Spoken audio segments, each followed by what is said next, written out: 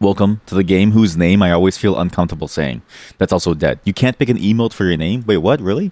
Well, so is it a decision paralysis, or is it because you can't actually find one? Ah, my ears. The dead silence. Ah, it's so loud. Welcome to Black Survival, the game that I can never really figure out how I should call it because it's just a very unfortunate name. This game is dead. You legitimately can't play this game anymore. What about this emote for her name? Okay, what about this? You can't choose. Okay, do you want that emote that was not linked? the strongest of the species that survives, nor the most intelligent that survives. It is a load of BS. Okay, look at that emote and tell me if you want that. Is that emote mod? Okay. This game is dead. That's nonsense. What happened to the whale? The whale is for mod. You can't play this game anymore. And I don't know why it's making me do the tutorial again, because I did the tutorial last time, so I'm already inside the game. This game is completely dead, because for some reason, nobody played it. But it makes sense, because this is one of the most niche games I've ever played. This game was actually mobile only for the longest time. For years ago. I remember playing this when I first met my wife. I remember playing this even before I met my wife. Okay? That's how old this game is. And this is a very interesting game because it's one of the only games of its type that I've ever seen. It is a I don't know how to explain this. Nowadays the later versions have a bit of a visual novel mix to it. It is a 2D battle royale game. It is a turn-based 2D battle royale game. And the things that I read for various reasons of why it died was, what's it called again? Black Survival. Was that, one, the game is very niche. And I'm going to show you why. And we can't even play PvP because PvP doesn't exist in this game currently. I think it's currently down. I'm not really sure. Based on what the Discord said, I think they're... I'll show you the game, and then I'll tell you what this is, and how I'm able to play it, okay? Oh god, please, oh god, okay, I didn't know that there was a cutscene for this, please, I didn't know, like, I've never played the PvE mode. Yes, please, just give it, please. I've never played the PvE mode. Yeah, here we go, this is, what? Okay, good, please, okay, please continue, okay. Okay, please continue. Please. I need to show them the game before I can talk about what this is. Yes, I know. Yes. Okay, it's fine. Okay, I don't care. Okay, please. Please. You're gonna see why this game is extremely niche. This looks fun. It's very fun. But again, it's very niche. I need you to really understand this is one of the hardest games I've ever played. Yet it is one of the best executions of the concept that I've ever seen. Of the Battle Royale slot that's out there, this is the best one I've ever played. This is the game. You have resources, you have health, and you have mana, effectively, for your skills. It's stamina.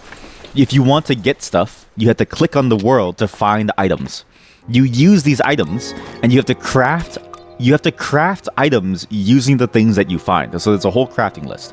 You can travel around maps, and just like a normal Battle Royale, as you move around maps, and then as the game goes on, different things happen. So there's like PvE encounters, there's like mobs, you might find some random stuff. Like there's a lot of really cool things about this game. So, but this is the core of the game. It's a battle royale turn-based game, and then when you get into combat, this is a very different combat style. But this is actually very different. I don't remember this being the combat style. And actually, the combat style that I am most familiar with is specifically a combat style that is you would click and do your action on that turn. I think this is a PvE only thing where you would do combat like this, where you choose your targets to fight. Because in PvP, I can't imagine this working very well. I'm going to die. Okay, well, I just died. Okay, well, so the girl killed me. So now you see why this game is incredibly niche. Right? This is an incredibly niche game to play.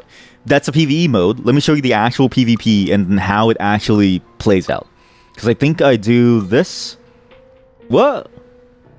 Nickname creation failed. Restart tutorial. Which one chapter? What? God damn. Okay, well, this game has been revived by a group of very dedicated fans. So a group of dedicated fans has revived this game and allows you and basically remade the entire game from scratch along with the server-side stuff. I don't know how they did it. I assume they just pulled the client down, but they've also even added new characters, so they've actually modded this to a very heavy extent. In a way, I sort of wonder if it's just the original devs who loved the game, who wanted the game to come back but couldn't do it officially. But it seems like it seems like it's working out well. I don't have a nickname.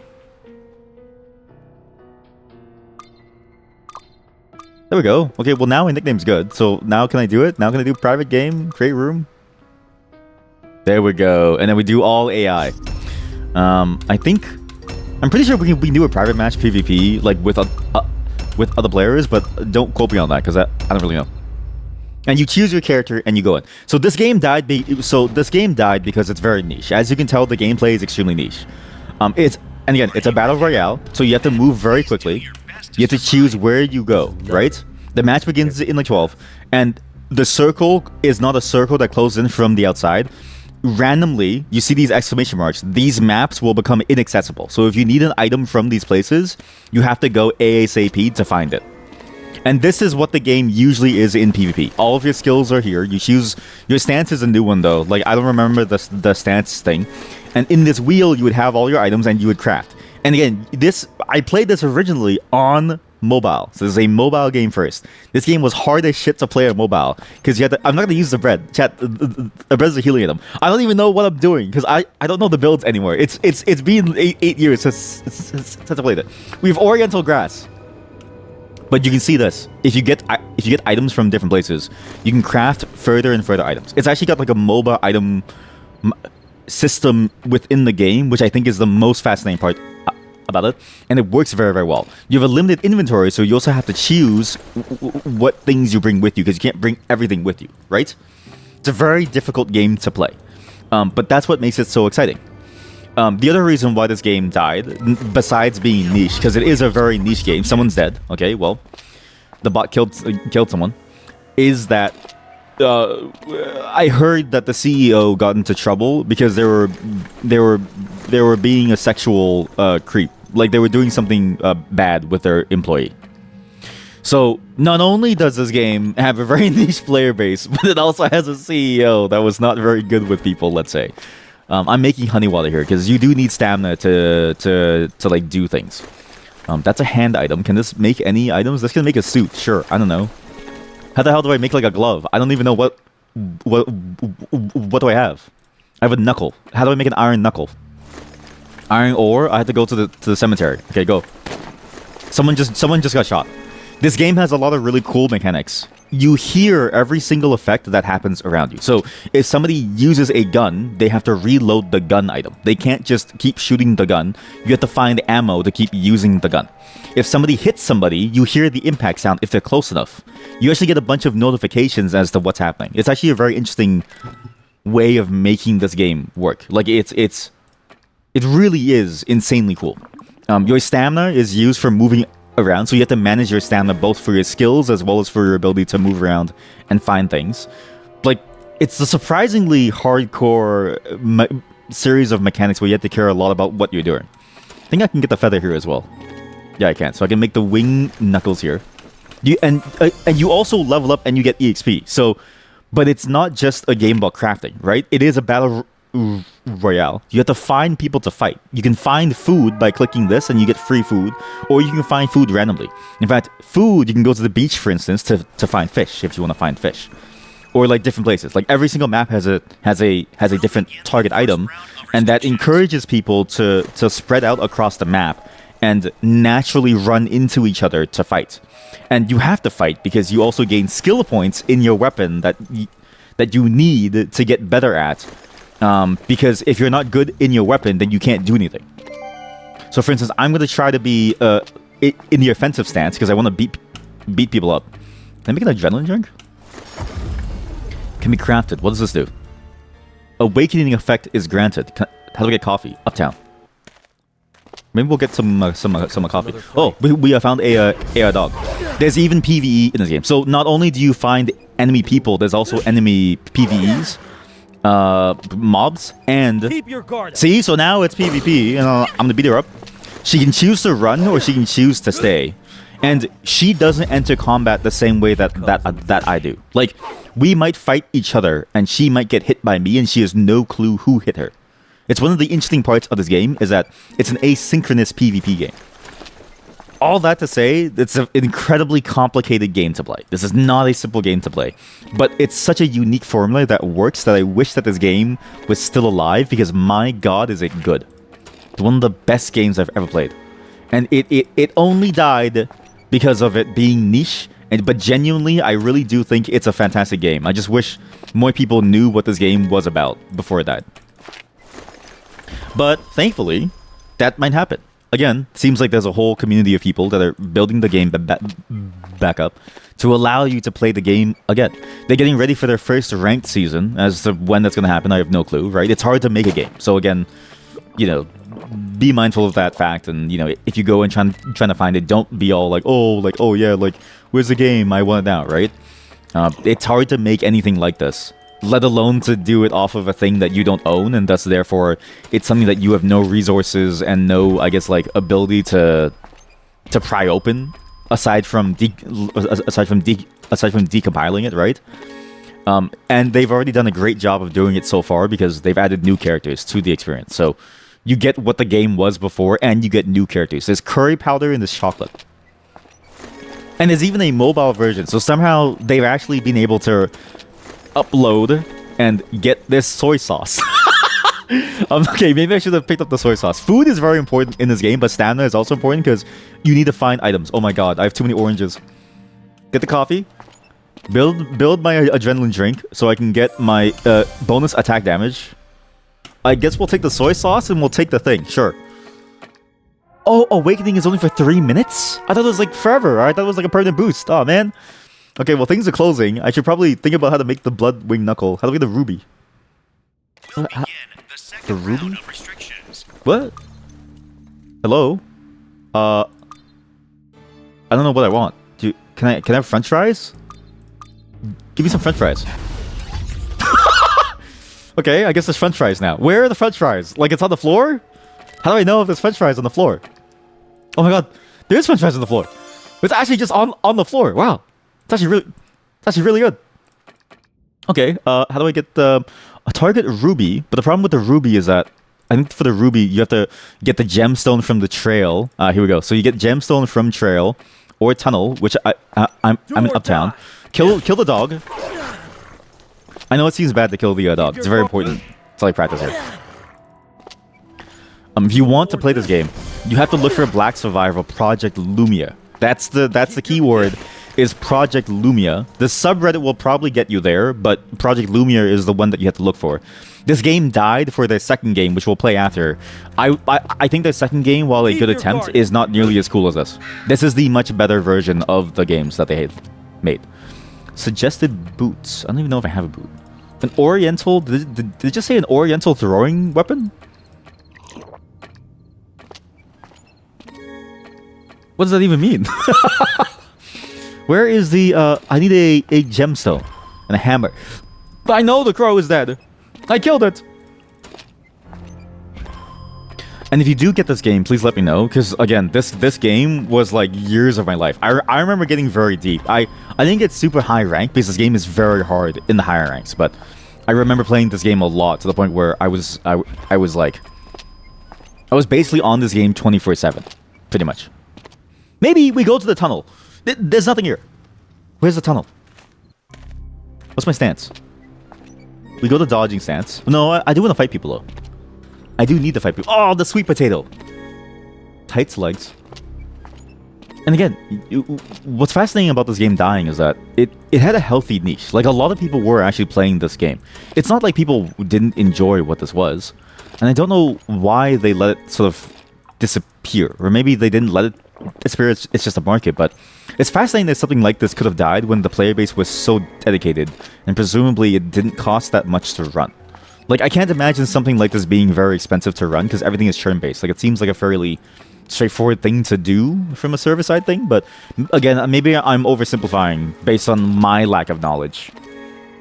But to me, it's like, I feel like server-side server stuff is way easier to make than something real-time. There's a lot less annoyances that you have to deal with. And it's even better on a mobile connection, which can drop at any time. It's way easier to manage than something like lost packets. Stop showing me her body. Abandon her. Abandon her body. I don't care about her being there. She's dead. I don't care. Craft this. Make the crimson bracelet. Make the bloodwind knuckle. Okay, now I've got my good weapon. So now I need to think about other items, right? I don't even know what I'm gonna make. I guess I'm gonna make these boots into something. Sure, I don't know. I'll get military boots. Armor? Sure. Battle boots. What does this do? 3% damage, -1 stamina cost. Okay, sure. Whatever. Slums. We're gonna go to the slums. Well, I want to beat someone up though, and I need food. Surely they're in the alleyway. Hello? Noise came from uptown. Wait. Someone's in the uptown. Noise came from uptown. If I can find them. Here. Oh, 1 kill! I killed the bots. I'm so good. Hey, she has the boots that I wanted. How do I see your? How do I see your body again? So she made the boots, and I can just take her boots. Where is she? I can make a chocolate pie. Oriental means Asia region, right? I think so. I actually don't know what the meaning is anymore because it's there's been so many different usages of it that make me feel like it makes me uncomfortable to say. You know what I mean? Like, it's one of those words that I know has a real meaning to it that isn't bad, but like the ways that it's being used, it makes me uncomfortable to say it. So like I don't know anymore. But yeah, like in my mind, it's just somebody from the Asian regions of the world. But then it's like we call people from their Asians, so I'm like, what does Oriental mean then? It's very difficult. Meteorite. This is a rare item. You can use this to make something like a meteor gauntlet, which actually is crazy because each starlight stack, gives me bonus armor by 6%. You know what? I can make this. Yeah. But really, did that person's body disappear? I can't find their body? Here we go. Give me your boots. Okay, so now I've got their shit. We can go to the slums. The slums are about to break. I mean, the cemetery is also about to break. We have 20 seconds.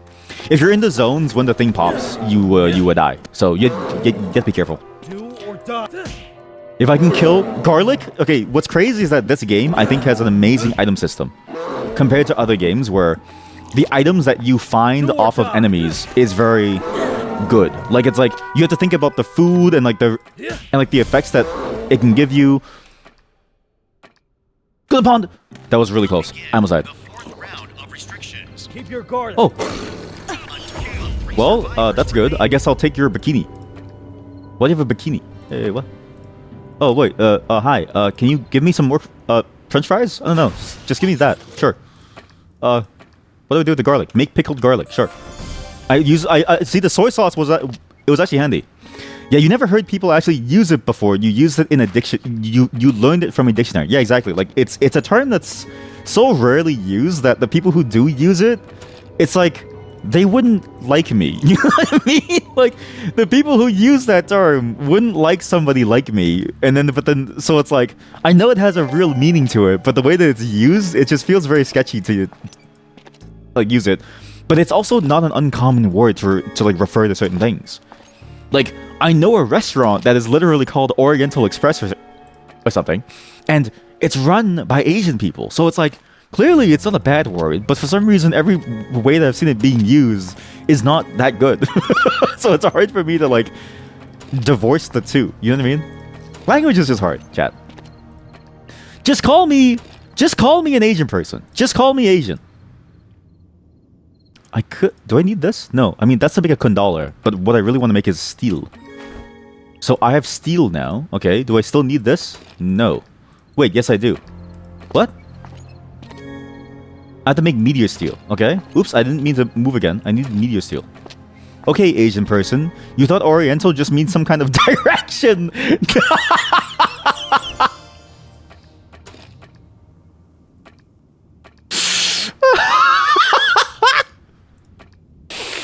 Oh, that's good. Oh, that's really good. Holy shit. Like you're oriented towards some way. Yeah, that's really good. Yeah, like horizontal, vertical. Yeah, I don't know. I get what you mean because it's your orientation, so Oriental. Guy who joined survey team using the wrong terms because they don't know what it means. Do or die. if you join, if you're on like a government mapping team, oh shit, it's Dr. Wickerline. This game, some of the PvE mobs are actually very, very strong too. So you might find a mob like that where, you know, Dr. Wickerline is a high-level PvE mob and she'll beat the shit out of you. In return, she drops some of the rarest items. Like, it's actually cool how this game has a lot of different considerations. Like, you as a player might want to risk fighting a boss that everyone knows is out there, because everyone sees where that boss is. But in doing so, you might also end up dying because the boss can just kill you very quickly. Hello, chat. How are you? Man, that was good. Chat, that was really good. Please, please, please use that. Keep that as a bit, okay? I'm gonna use it. I will credit you, but I will use it as a bit because that is an amazing bit. Guy who doesn't know, guy who joins surveying team using the wrong word. Haha, bit, yeah. I mean, at least you didn't say it yet in real life, right? Or maybe you have and like no one's told you. Like maybe you've been saying, hey, hey guys. You know how people call themselves directionally challenged, right? What if you accidentally say, like, I'm not that oriental?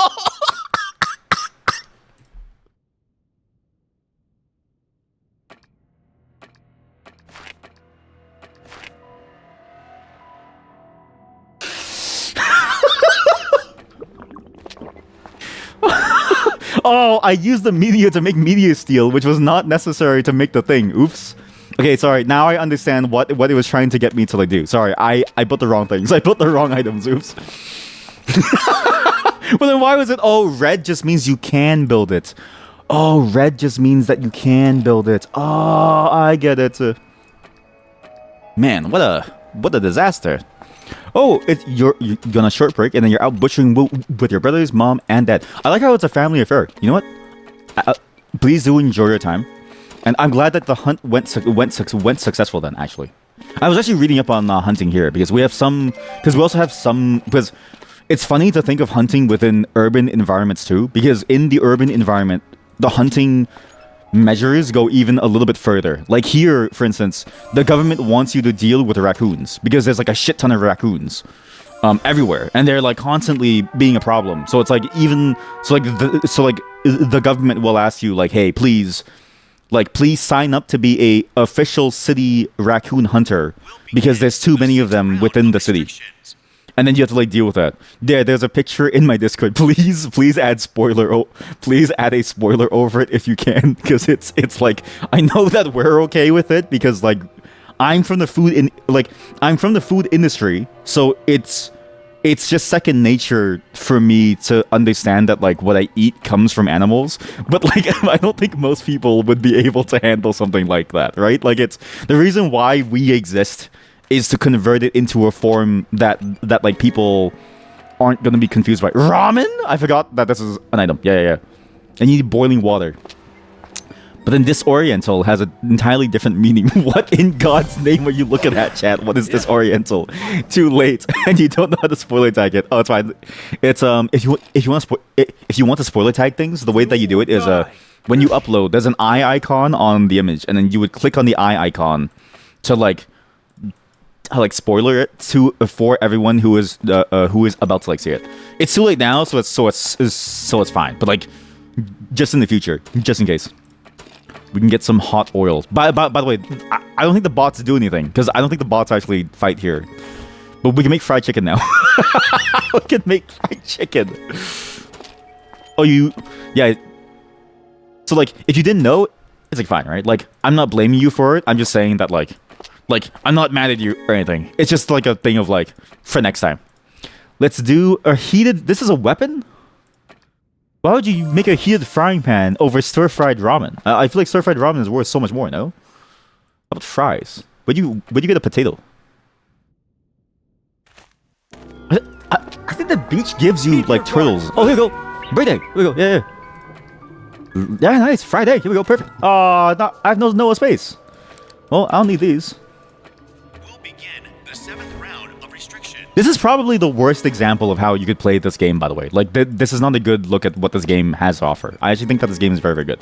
But you're seeing somebody who's a relative noob, even if I played it before, I only know enough about the basic mechanics to even begin playing the game. Like but not really to thrive. But hopefully this is enough to show you that there is something here that's very, very good. And for some reason, it just died before it was ready to take over the scene. I feel like you'll lurk on the couch for a bit, and then you're gonna go out chop chop. You know what? Good. Have a good day, and stay safe. Stay very warm. It is cold now, right? So I mean, for all of us, it's like getting colder. It's like fall season here. Where the hell is the... I'm just trying to find food at this point. Because the bots... I don't think the bots are actually strong. I very much doubt that the bots are strong. But there's two more bots. And there are only 3 more maps. We have to find each other at some point. Eventually, what this game does is, as you get further and further down, at some point, you end up in a situation where, like, there's only 1 more map left. How about I kill the boss? Okay, fine. I'll kill Dr. Wickerline. Someone screamed in the pond, and it wasn't me. I love the voice acting in this game. The Holy Blood is actually a really high level item that helps you make some cool stuff. And again, it looks kind of slow now, but honestly, this game can go so fast at times that I feel almost overwhelmed. Like I've seen high level play of this game, and like they click and they move and they do their inventory stuff so quickly. It's one of the hardest things to do in this game is to get used to your controls. Why are there 2 bots here? Only 2 survivors remain. Man, the bots are very unsatisfying. Like, they're very weak.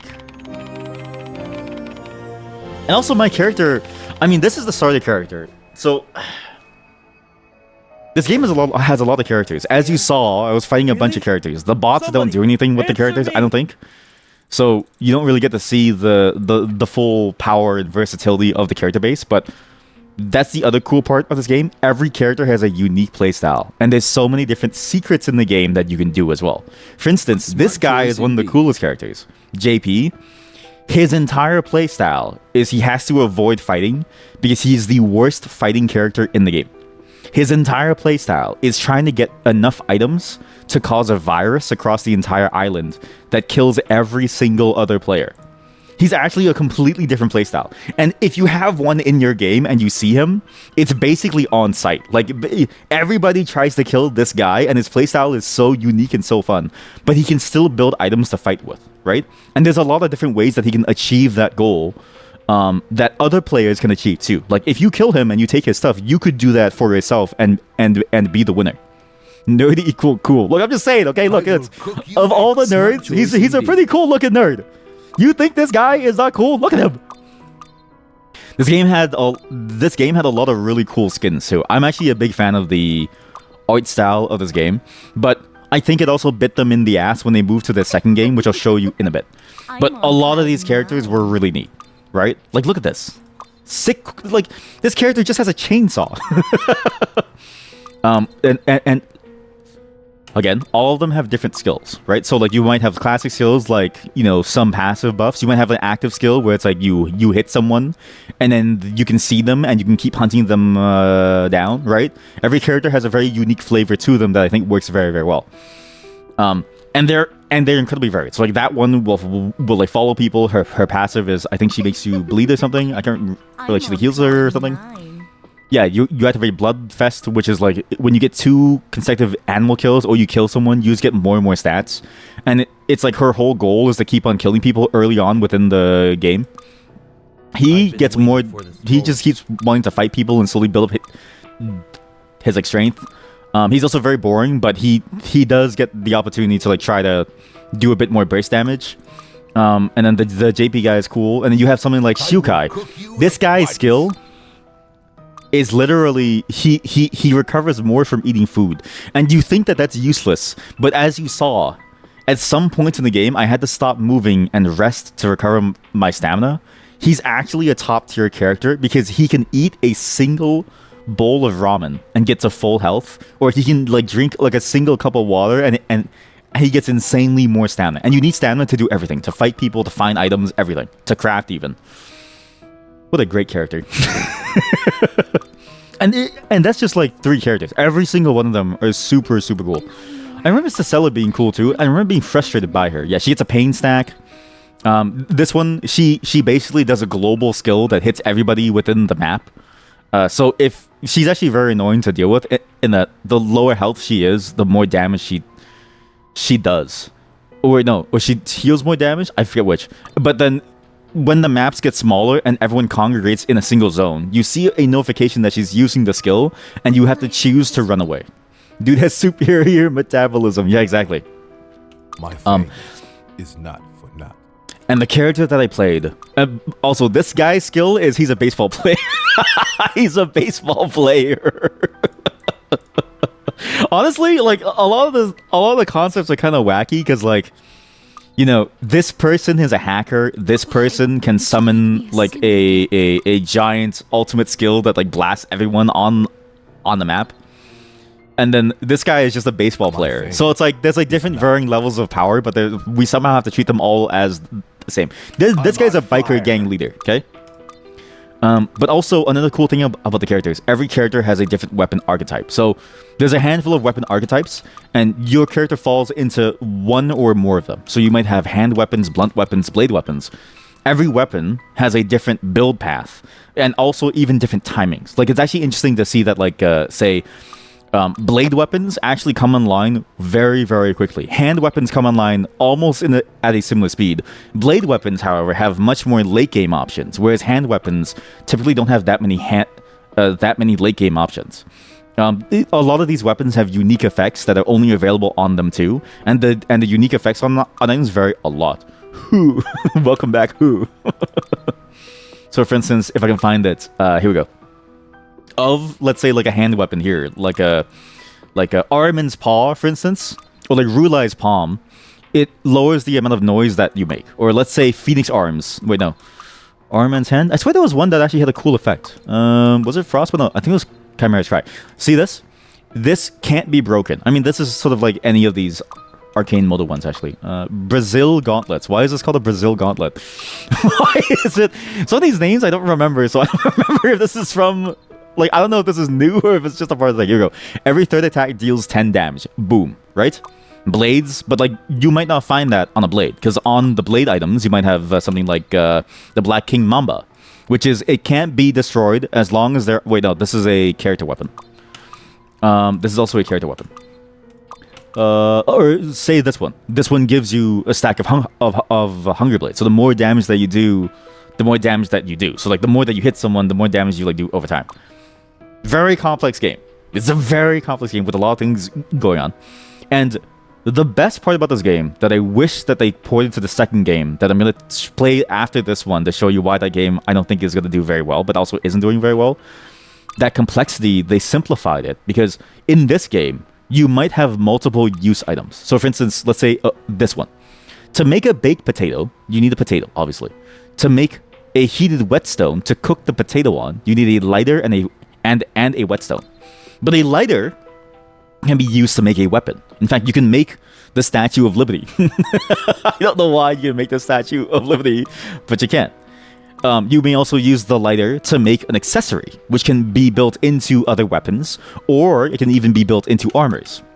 Right? Like, there's a lot of things that you have to take care of, and your build is variable because the map randomly changes, and some items can only be found in some maps. So at the low level, you're basically following a set list of items in a guide. At the high level that I've seen, they go for like a certain tier of item that's very easy to get, and then they look for what is their next best option, because as you saw, I randomly found an item called a meteorite. Sometimes you find random items in certain places. So for instance, a meteorite is a random rare find. If you happen to find it, you might change your entire playstyle to then go and make something involving the meteorite. It's incredibly hard to find, but if you do, you could all of a sudden go away from making like a Bloodwing into a meteor gauntlet, right? But then it's like you have to find these items. So what a lot of pro players that I've seen do is they might build up to like, say, this, and this gives them the option to go into Phoenix Arms, Atlas Gauntlet. Like, there's a lot of decision making that goes around your how to maximize the availability of your choices and how to be in a position where you're most flexible while also having the most relative power to everyone else inside the lobby. And that's a lot of complexity when you consider that there's 5 different inventory slots too, I think. So it's like you have boots, you have helmets, you have body armor, you have weapons, and then you have an accessory, right? So you have to think about all of this as you're playing the game. And look at this list of food alone. These are healing items, okay? The gray items are things that you can find randomly. But even then, look at the evolution of, say, tuna, that you can only find in the docks. You can make a tuna can with a can item. But a can item can be made to make a clang clatter, which is you can make an item that just makes noise in an area. Because there's even consumables that exist solely to help you do certain things. In fact, there's a whole character built around this, where his entire motif is he's a photographer. I don't know why he's here, but he's a photographer. And his entire thing is he takes photos of things. That's his entire thing. This game is really, really good. Okay? There's a lot of complexity in it, and I kind of want to do one more bot game, because I kind of forgot how fun this game is. In fact, maybe I can go into a PvP match, but maybe get a new character. I don't really like Hyunwoo. I forget who I played, though. Who did I play back then? I didn't play no. I mean, I did play Hyunwoo because he was the first free one. Did I play? I don't think I played Nadine in this one. I think I played Nadine in the second one.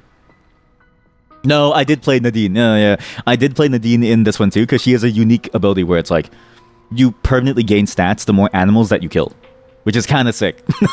And there's also 2 modes. So for instance, the classic mode is your everyone solo. Team mode, I think, is up to 2 or 3 people. PvE seems to be like a weird mode I don't really know about. Because this is a private thing, like it's like a rebuilt from like it's a community effort private game thing. They obviously can't charge for things, so they just make it so that you can just buy everything for free, and they give you a shit ton of currency. So it's been a while since wow! I forgot how much of a Guna game that this is. Wolf Nadine. This can only be obtained in the credit shop. Guest Nadine. Steampunk Nadine. Variant Nadine. Well, you know what? We can't play with skins. Let's see. I'm actually curious if the PvP is open. What's a tech lab? What's this? What? This is definitely down. Okay, so again, all of this is still being made. A lot of it is still not really ready, and there's a lot of things that we'll have to wait for. What in God's name is this? I didn't know that they added this too. I thought this was only in the second game. Okay, so when I played, they didn't have stuff like this level of customization. But here, I see that they also added this idea of, like, you can further customize your build by having different, I don't know, like, basically runes from League of Legends or predefined facets from, say, Dota. PvP? There's no way there's a real normal game, is there? With a bow in my hand, I won't miss. What are the odds that there's actually PvP currently open? Oh my god, there's 5 people already queued. How are there 5 people queued? Okay, so when you go to the Discord, they have a lot more information about what they're doing. They have, like, basically what feels like monthly devlogs, which is pretty insane for the pace of development. They have really cool stuff coming out, but they also keep on mentioning this idea of, like, the first ever rank season. And they did mention that everything would be down until then. So I'm surprised that I found even 5 people. Wow, there's actually real people. So I'm assuming the top 5 are real people. I'm assuming the bottom 5 are just bots. Because there's no way that everybody here has such sick skins. And the bots are designed to sell you stuff.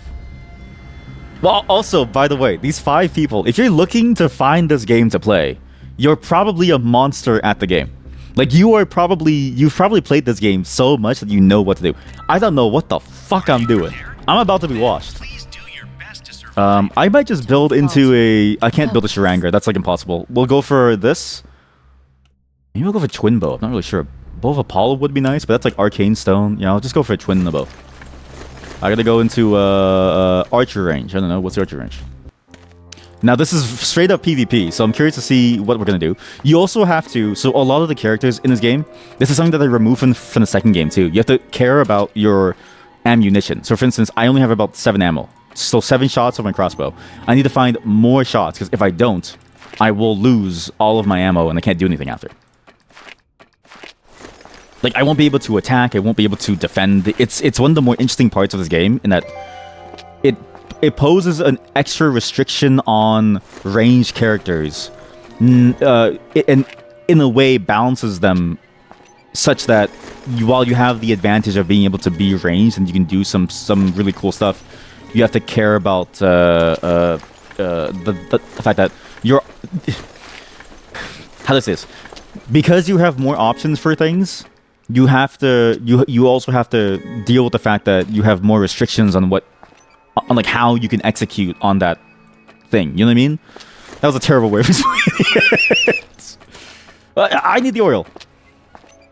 Take this. No one's found me yet, so I guess it's okay. I have accessories already, so I have 2 oil. Do I need more oil? That's a lot of oil. Sports drink. Wait. Snare. I need to find... Oh, wait. Lighthouse School Cemetery. Oh, shit. Oops. Cemetery. Someone has achieved level 3 for... You're already level 3? Oh, fuck. I gotta run. Hold on. Ow. Ow. Ow. Okay, well, I'm gonna go to the, lighthouse. Let me do the lighthouse. Oh my god, why are they so high level? So, school. I'm level 2. I'm level 1. I just started the game, guys. Oh my god, I've been unshackled. Why am I unshackled? I took 9 damage, but why did that affect me? Make a longbow. Make a strong bow. Make a twin bow. Alright. No more playing around. Time to beat some people up. I'm going back to the tunnel. Was it the tunnel or the cemetery? Here we go. Boom! Bullseye! If you don't run, you're gonna die. If you don't run, you're going to die. This is a real player. They're healing. They're healing. Give me your pills. Eat this. That was for sure a real player. Don't say copium. Go back. Okay, wait. Just rest for now. Oh, shit. Okay, no, I didn't mean to use it either. Just rest. Get some stamina. A quiver. What can I build? I can build this. I can build the Quiver of Infinity. Arrow capacity. Arrows will be added to the quiver if there's no arrow left after attacking. I do kind of want that. But Sultan's Quiver does way more damage. I think I'd rather go Sultan's Quiver, even though I don't get infinite arrows. I think it's better. I demolished that person. Factory's closed. God damn it. Are you go slums, forest, or beast? We'll just go forest. I'm pretty sure forest has some good food. Because my problem now is I need food. Someone screamed from town hall. Oh, good. Oh, thank God. No. I don't want to just stand there. I also need healing items.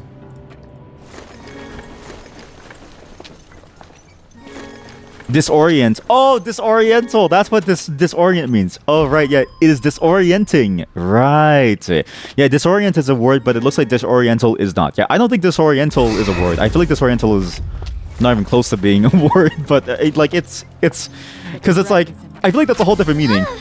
This person's dead. Sorry. They had a bone crusher. That's an insane item.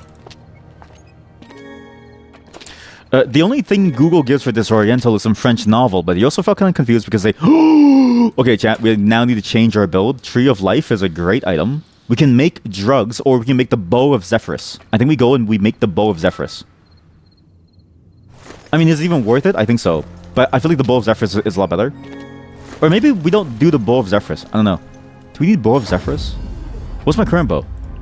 Twin shot, 70 something damage. It's only +2 damage. Maybe we make a Laurel Reef. So we go cemetery here.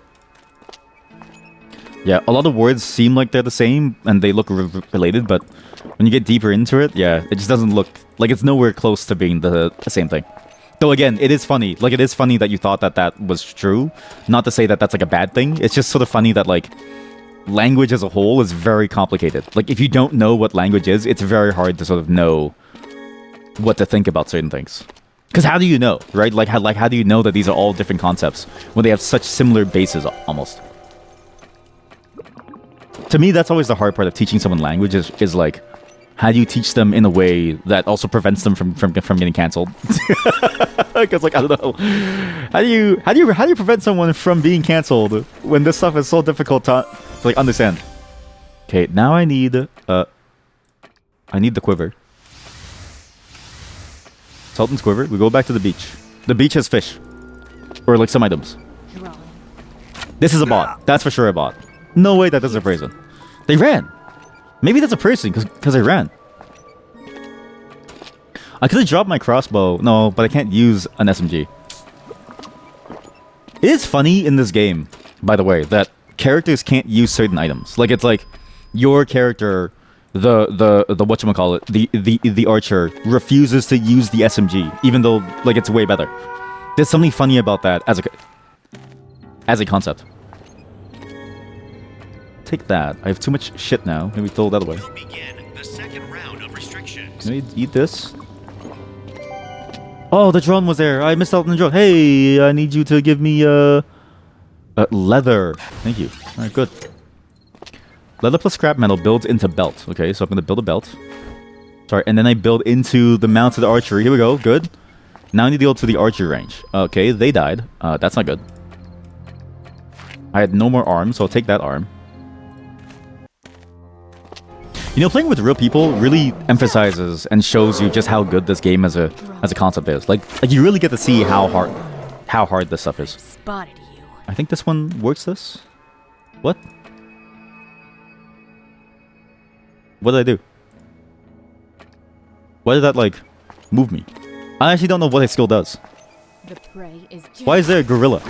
It has burdock. Okay, I can't fight the gorilla. There's a dog. Why is there a dog? The prey is Oh, like an actual dog that you kill. Oh, but it looked like such a cute dog.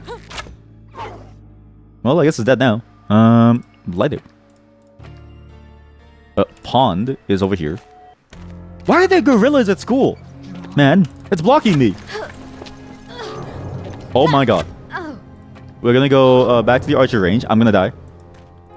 That's really bad. I have no healing items. Oh, that's really bad. Okay, we're gonna go into change stance to dodging stance. I'm just gonna make a egg bun, eat that, and then we're just gonna rest and recover my HP.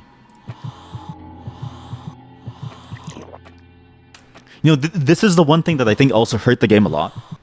Because you're playing on a very small interface and like everything's clicking, right? You want to eat food, but you have to sit and rest to recover too. Like, I do kind of wish that the game didn't go so hard on that level of control. Like, I kind of wish that it was easier... Why did I make that? To do multiple things at once. Like, it wouldn't have lowered the skill barrier. If anything, it would have made, like... The skill ceiling would have still been high. It just would have made it more accessible. That you could eat and not have to re-click on the rest button. Oh god.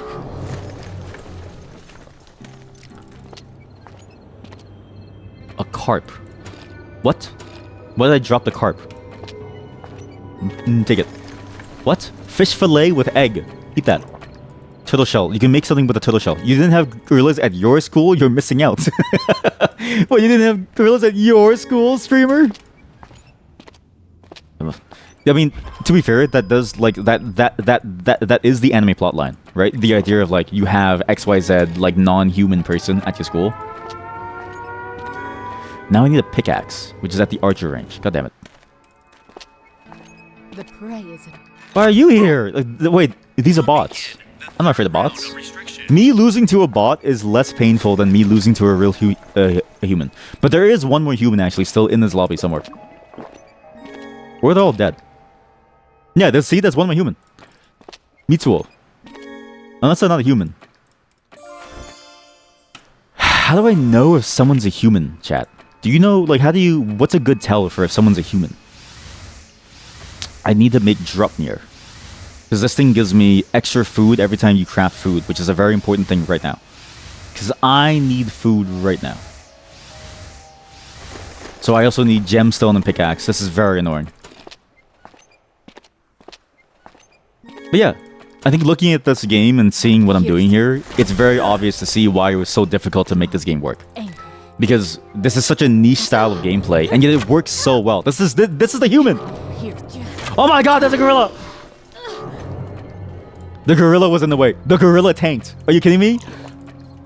Okay, well, I gotta go to the well. Let's just get some water. Ice? Good. Carbonated water? Sure. I need to cook. I need like a braised potato. I need soy sauce. We're gonna go uptown. Where the fuck is uptown? Man, that human player is kind of sick actually. It almost killed me. Running shoes? No, I'm okay. Orange? Chainmail? I can make a chain armor. Just get this. Build this. Equip that. Someone's mastery has reached rank B first. God damn. Here we go. Here we go. Heated whetstone. Make 1 baked potato. I didn't make the other one, but that's fine. Okay, where were they? I'm gonna beat the shit out of them. I'm gonna beat the shit out of them. What do I need for this? For the burdock? Oh shit, oops. I can make tea, braise burdock with soy sauce, right? Oh, here. It's so hard to find soy sauce! By the way, one funny thing about this game, right, that I always think about. Who is supplying these places? Because the whole story of this game is that people constantly live and die, and they're brought back because we all have nanomachines within us. That's like, it's actually a pretty interesting story. But somebody has to go out to the grocery store and then basically refill all the cities full of stuff like coffee and like barley and stuff. Give me another oil. Oil.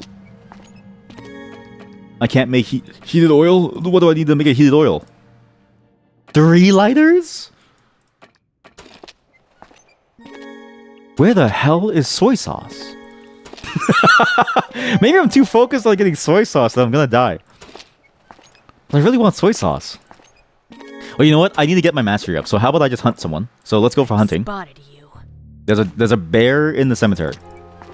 I'll pierce. Wait, the garlic, I could use it. What? Where's the bear? Where's the bear? Give me the bear! I'll pierce. Oh, real human! Wait, no, non-human. These are bots. I might as well kill the bots, though. Oops. The prey. I'm really close to getting a lot of stats, actually. Just need to kill one more person. Get 1 bear kill. Might as well get some ice water, sure. Some garlic. Memorize? No, it's okay. I like how they call it memorize in this game. This game did have a very interesting problem too, in that it's a Korean game first, and the developers, when they made this, were very small. And a lot of the translations were like very wonky. Like, it was actually kind of hard at times to know what the game wanted from you. And I imagine it was just sort of difficult to be able to start the game too, because it's like a lot of the concepts in this game are very complicated, but they're not explained well. Really, like, that's one of the biggest problems of this game, is that, like, how do you explain to somebody that you have to think about all these routing things, on top of the fact that it's not localized for like a Western player base. Oh god, I'm so dead. She has a Monkey King bar. She has a Monkey King bar!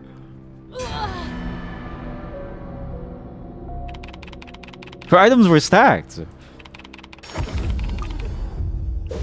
Miscalculation must have happened somehow. The target.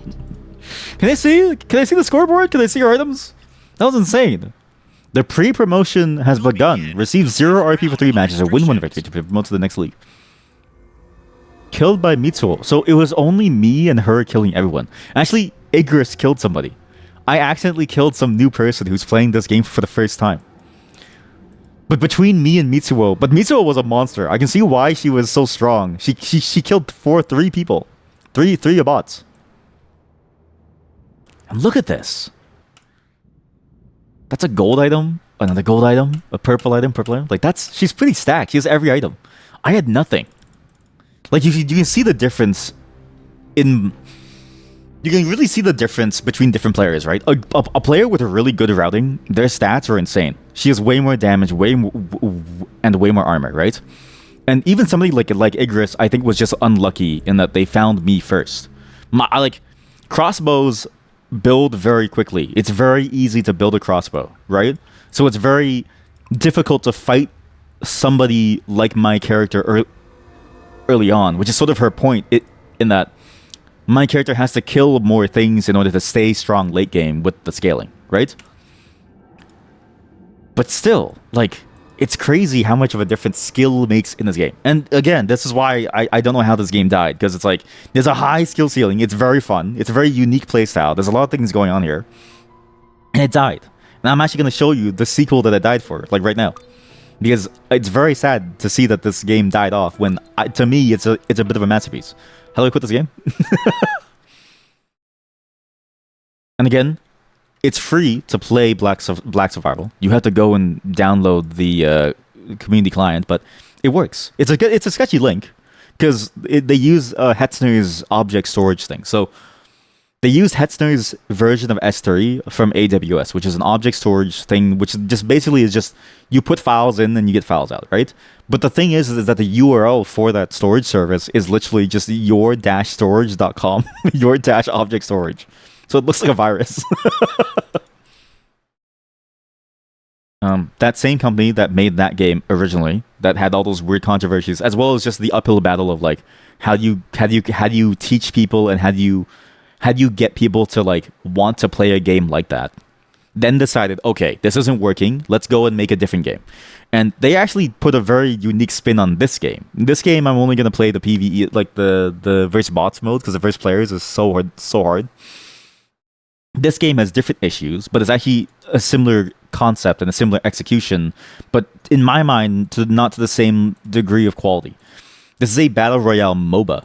So if you played Dota, or if you played League of Legends, this is that game. Like, it's actually kind of crazy to think that the concept would work, but it works really, really well.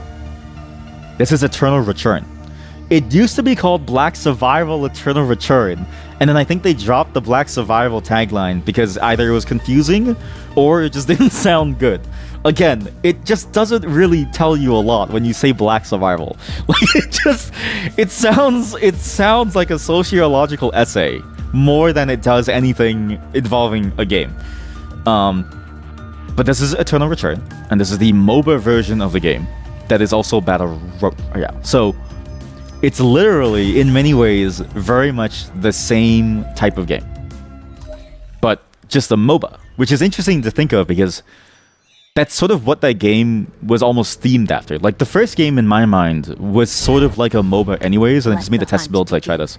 Actually, I'll just try out this build. Actually, no, try out the crossbow build. Oh, no. But then they translated it to be a full-on MOBA game, which I actually think initially was a great choice.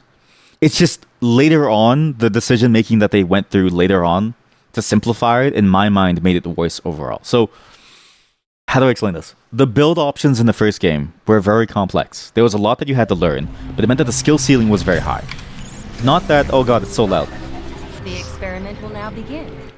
Not that skill ceiling necessarily matters, because it's like you have to make money to be able to make a game, right? But I actually really enjoyed the fact that the game had a high skill ceiling, because you had to think about the things that you were doing and the ways that you would move around the map and like what you would find, right? In my mind, that was a skill that never felt necessarily bad to play with. It just felt difficult to start with.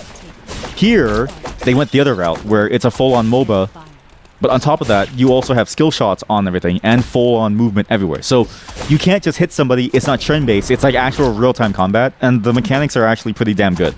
It does feel a little floaty, because they don't have the same level of quality, I think, as, say, I would want to say League of Legends or even Dota in the terms of, like, the responsiveness, but it still works out pretty damn well. But the thing is that this game, while it seems like it's a lot of the same thing, and it seems like it would be even more complex, the changes that they made later on were interesting in that they both simplified it and overcomplicated it. Like, there's a lot more mechanics on characters now. A lot of them feel like the same thing, though, in that it doesn't really feel fresh. But also, of the... like, you have new mechanics on characters that are complicated to learn, but you only learn them once, right? But then also, the mechanics for when you build things is like way simpler. Like, the routing feels a lot simpler in many ways. Like, you might have to go to 3... Like, your routing is probably 2 or 3 places at most, right? And obviously, this is probably just a consideration that they had to do, because it's like, you can't put items too far away, because you have to actually walk there now. But it's even in other choices, like, say, building food and stuff like that, building items. There's no multiple usages for items, or at least not as many as I could tell. Like, it felt like... Because I played early on, and it felt very similar to what Eternal Return, the Black Survival was early on, which is... It felt like there was a lot of different ways that you could use items for various purposes, like making food, making consumables. And in this game, I don't really get the same feel. That's what I'm trying to say. It's said very poorly, but I think hopefully that gets the point summoned across. On top of that, MOBAs, I feel like, are harder to sell than a game where you tap a screen. I know that sounds like a crazy statement, but hello, Lumi. Give me a hamburger.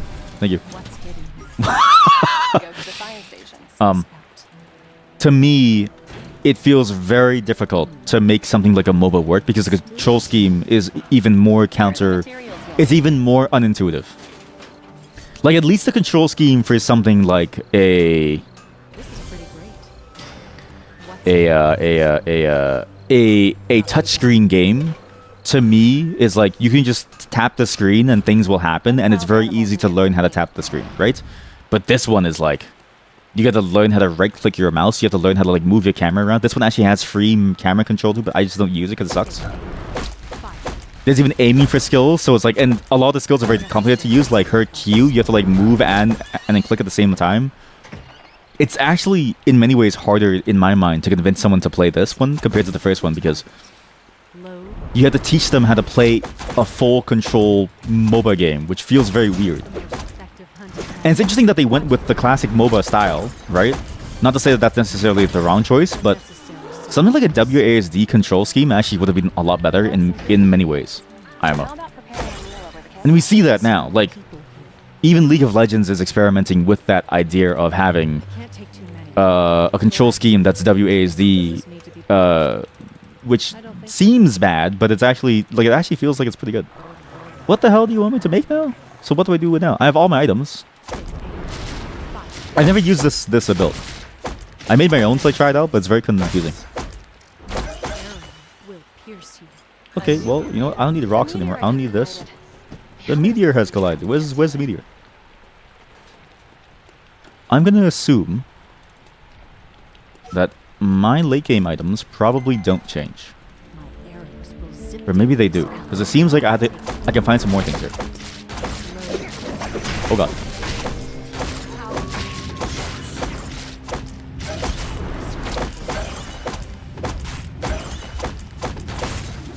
A subject has This is a great build. Holy shit. This build's actually like actually nasty. There's a suspicious smell. You can even tell some other things that they've done to make the game simpler to play. They've actually removed the idea of using stamina to find items. So, for instance, and early on, that was a consideration. Like, you did have to think about your stamina usage. I just don't know what happened to it, but it doesn't feel like your mana matters at all anymore. And it's fascinating because I feel like that's a core part of what a battle royale of this style was meant to be like. They just seemed to, I don't know, they just didn't want to like stick with the idea. It's very odd. Will zip down this alley. There's a lot of weird things that this game has done over time. What's hitting you? What's interesting is that they did keep the gorillas, but they did change things like how you cook food. A lot of dogs over here. Holy shit, that's a lot of dogs! Fire. And it's kind of sad, again, because it's like, I feel like this could have been the better version of the game if only they didn't make it so And fire.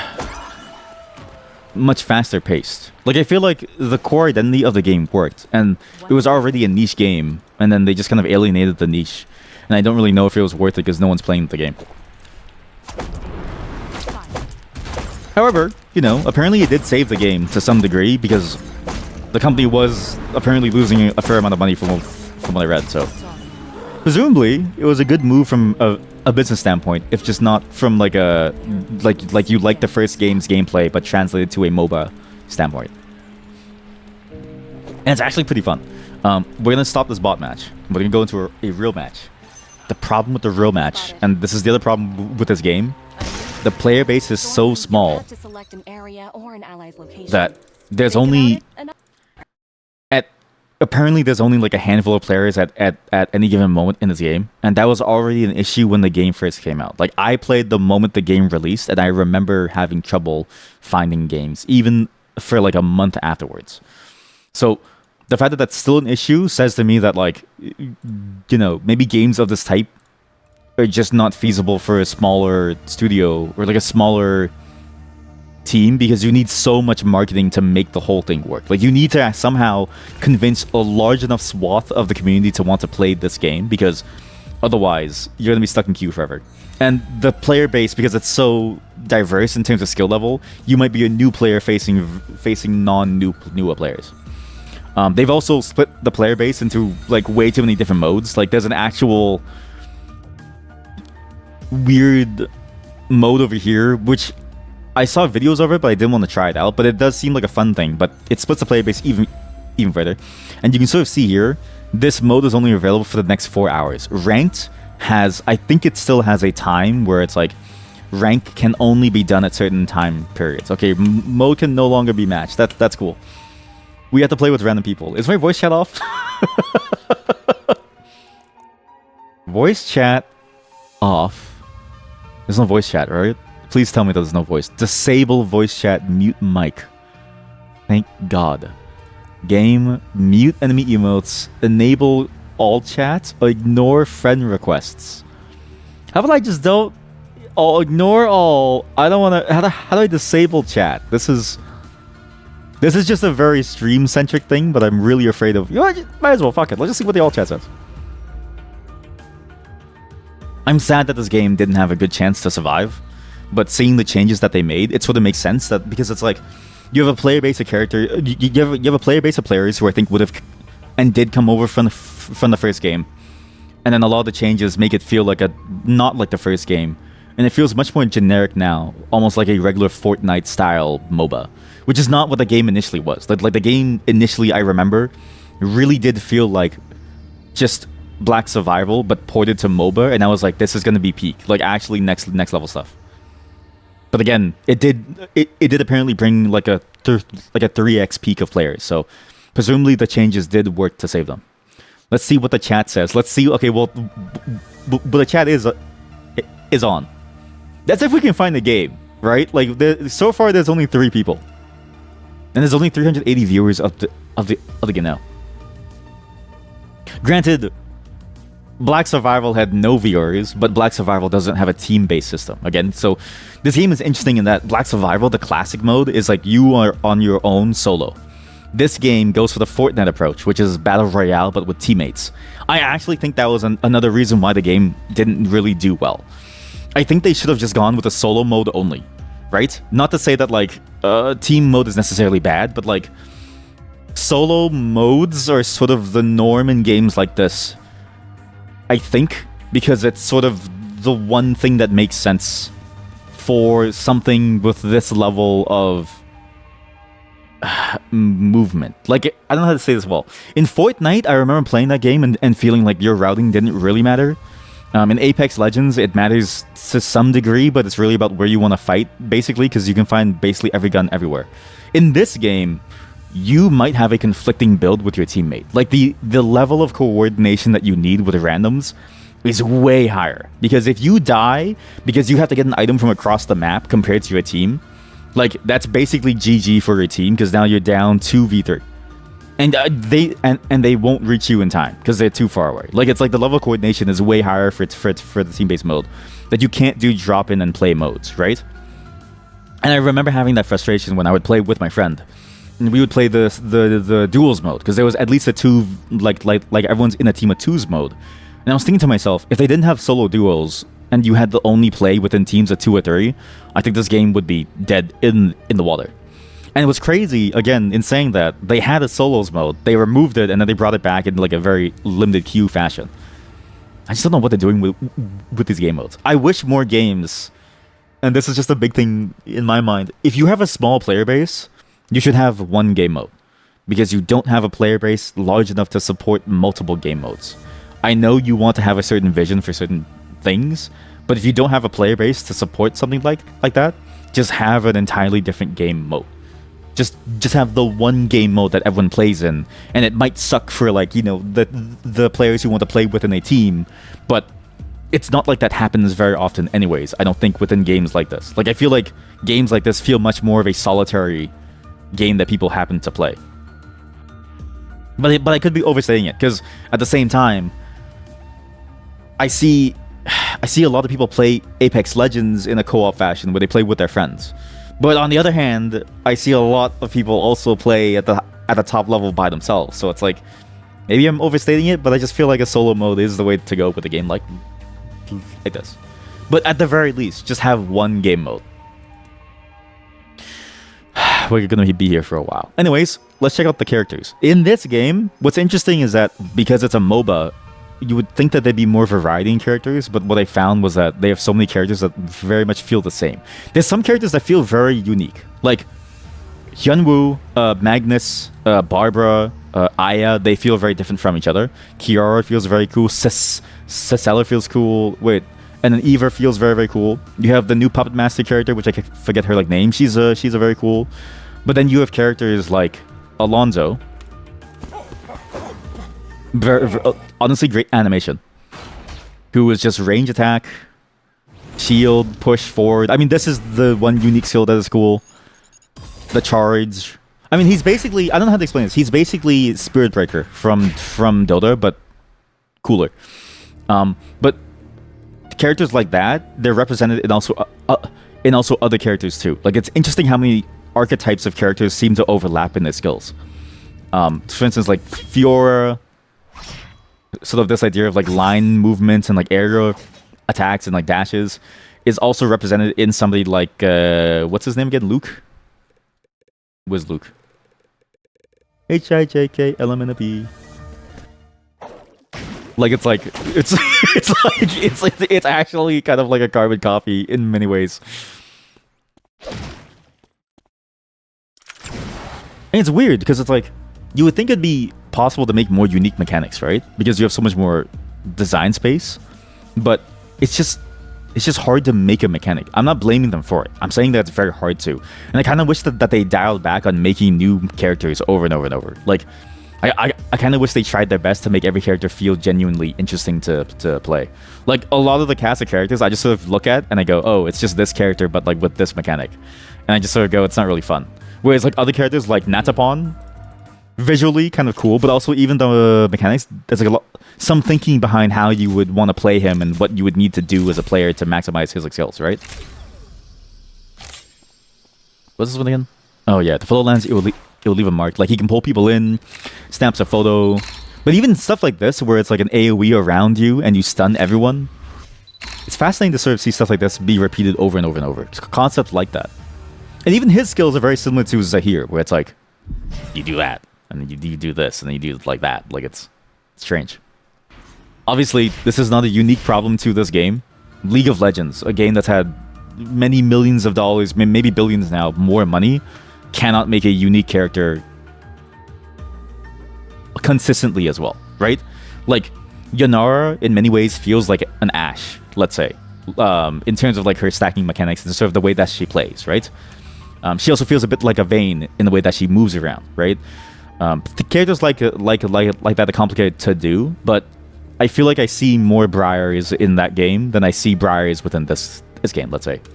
But I haven't played all of them. I've tried a lot of them actually last night within the tryout, because you can, when you play versus bots, you can play any character that you want. So again, a lot of really interesting things about this game. It's just a very complicated game to make. MOBAs, in my mind, are one of the most complicated ones to make. So kudos to them for trying, and I really enjoy the battle royale format. I just wish they really, really had the same level of complexity of like item building within the first game, within this game. And I wish that there was just a single game mode so that the player base wasn't split. Because I don't know why there's a 4 vs 4 mode. I really don't know why there's a 4 vs 4 mode, why there's a solos queue, and then there's like a 3s queue. There's just too much. What else is there? What else is there about this game? Oh, this game has a shit ton of skins. And obviously, like, skins are the way that you make money. I thought this game would have more skins, and even cooler skins. But a lot of the skins in this game can feel very sort of plain. Like, it's weird to think that they had the switch to MOBA, and they could have made a really cool series of skins, but a lot of them just feel sort of basic. Like this one, if you look at this in-game, it actually doesn't look nearly as cool, I feel like. Like, sure, it's sexy, but there's, like, no interesting themes around it. And it really makes me realize that, like, the League of Legends team, let's say, or even the Dota team, their art teams are cracked out of their mind. Like, it's kind of easy to forget that they're cracked because, you know, like, you just kind of play the game for the gameplay, and, like, when you die to, say, like, a Yasuo who's 0-10 and he just one-shots you, you get mad at the gameplay elements, and so you you kind of forget that his Truth Dragon skin is fucking sick to look at, or even just the idea of like theme skin lines. They're all really cool to look at, and they look really good. And even though they kill the character's silhouette, there's something cool about the way that they look. Whereas here, it's like, I don't know, like some of these look cool, but a lot of them feel like variations of the same thing. Like it's weird. And they also look very sort of like generic in their own way too. I also love this character because listen to what this guy says. Can anyone stop this body speed? Can anyone stop this body speed? Can anyone stop? I love this character. He's one of the first characters in the game. He's very fun to play, but just something funny about him. But yeah, it really makes you realize that like to have a successful monetization scheme around skins. Yeah, exactly. To have a successful monetization scheme around skins, like you gotta have a cracked skin team that makes very interesting concepts. Like this as a concept, this is what League of Legends was pumping out back in like 2010. You know what I mean? Like this is like a 15-year-old concept now. Redeem, thank you. I don't know what this is. And it's hard to make a good-looking skin. But if that's your monetization scheme, you have to get good at it. Like you gotta get really good at it. Some of these do look sick though. Like this one, it makes him look pretty damn cool, but then everything else is just like, this is just classic swim boy, right? Like, obviously good. This one's really cool. I actually enjoyed this, but this pass I don't think is available anymore. But like the rest of these is just variations of him being cooler. But I think this was also for, I think the seasonal. I think this was one of the first seasons, right? Yes. Early access season 4. Or even this, like it's like, why would you pay money for the skin when it's just kind of him? I don't know. What else about this game? Oh yeah, it has the same gacha system for skins, so you can either buy them outright, you can buy the points, or you can just get gacha items. So I got two autumn passes. I can train those in somewhere to use it. I don't really know where. Another thing that I think really hurts them is that they're kind of stuck with only humanoid characters, which is not to say that that's a bad thing. I don't think the monster skins sell very well within League of Legends, but you can feel very homogenous, that everyone is just another variation of a human. Like, everybody is a human. And there's no, I don't know, weird, wacky looking characters. Because, like, what's crazy to think about is that Teemo must have sold a shit ton of skins early on. And that guy is not a human. He's just a weird little creature. Or, like, say, Vex. Vex probably sells a shit ton of skins right now. And she's not a human. She's like a Yoil, right? And even, like, the human characters within games that have humanoid shapes can have such variations on them that they can apply different concepts to them. Like in Dota 2, Drow Ranger has a shit ton of skins. And she's just like a dark elven sort of looking character. Or like Juggernaut. He's like a humanoid character, but the way that they silhouette him with his mask and everything gives him and then gives them such room to play with the skins and the effects that it feels very interesting and cool. Here, one thing that I know for sure is that it's very hard to tell the characters apart with in-game until they use their skills. And even when they use their skills, it's like, maybe it's because I'm not used to it yet, but even when they use their skills, a lot of them because of their effects, like that skill looks like the same circle from the Natapon Ultimate. And so it's like, if I see either or, the minor difference in color and having to look at who's using it and thinking about the like timing, if I'm new to the game, it's like I don't see much of a difference. It's very hard to sort of like reason about. I don't know, there's just a lot of different things about this game that is sort of difficult to parse, and it's very difficult to get excited for the characters because a lot of them just look the same, like humans. Like, it's hard to get excited about a character that looks like this. Even a character like Yonora, who plays very similar in League of Legends to other ADCs, feels very unique in the way that she looks and moves around, right? And even a character like Yone and Yasuo, they do a lot of effort to differentiate them, even though they're both basically the same archetype of gameplay character. But they make them look so different so as to have an entirely different visual identity, right? And even the skins emphasize this. Like, here, it doesn't really feel like that, except for certain characters. Some characters seem really cool. Like, this one seems really cool. Cicella is a great example of this character. Wish I could find her. because she has this like ball, and she's literally like a hospital patient. Like she brings her IV bag around. She brings her IV bag around. Honestly, I know this sounds fucked up to say, but she reminds me of like a Make-A-Wish kid or something, man. Like it's kind of fucked up to think about. But I always think about this when I see her. Like in a way, she has the best character design because it leads to a gameplay element where it's like you feel bad about beating her up because it's like she's already got such a hard life. But yeah, think of a character like what's her name? I don't know. Rosie has the guns, which makes her feel a little bit different. But even Rosie and Aya, like it's if it wasn't for their stark color scheme difference, they feel very similar in the way that they sort of like play out. And so it's like I don't really feel excited about getting either of them. Like it's strange to me that like a lot of these things can feel very similar. This guy, for instance, is actually, in my mind, I think Marcus is one of the most boring character designs in the world. But I don't know if that's just me. He feels like a generic MMO character with an axe. Not to say that I can make a cooler character, but like, when I look at him versus Darius, I go, holy shit, why does Darius look so much cooler? Even though Darius has a lot of the same themes, right? There's something about the edges and the accentuations of the characters that don't come out in the design here compared to something like League of Legends. Though granted, also, this is a problem that League of Legends sort of exacerbates. Everyone who plays Darius always uses the Wolf King skin, which is like his best skin, so... Hard to say. Why does he just keep saying, Why does he have a tire on his...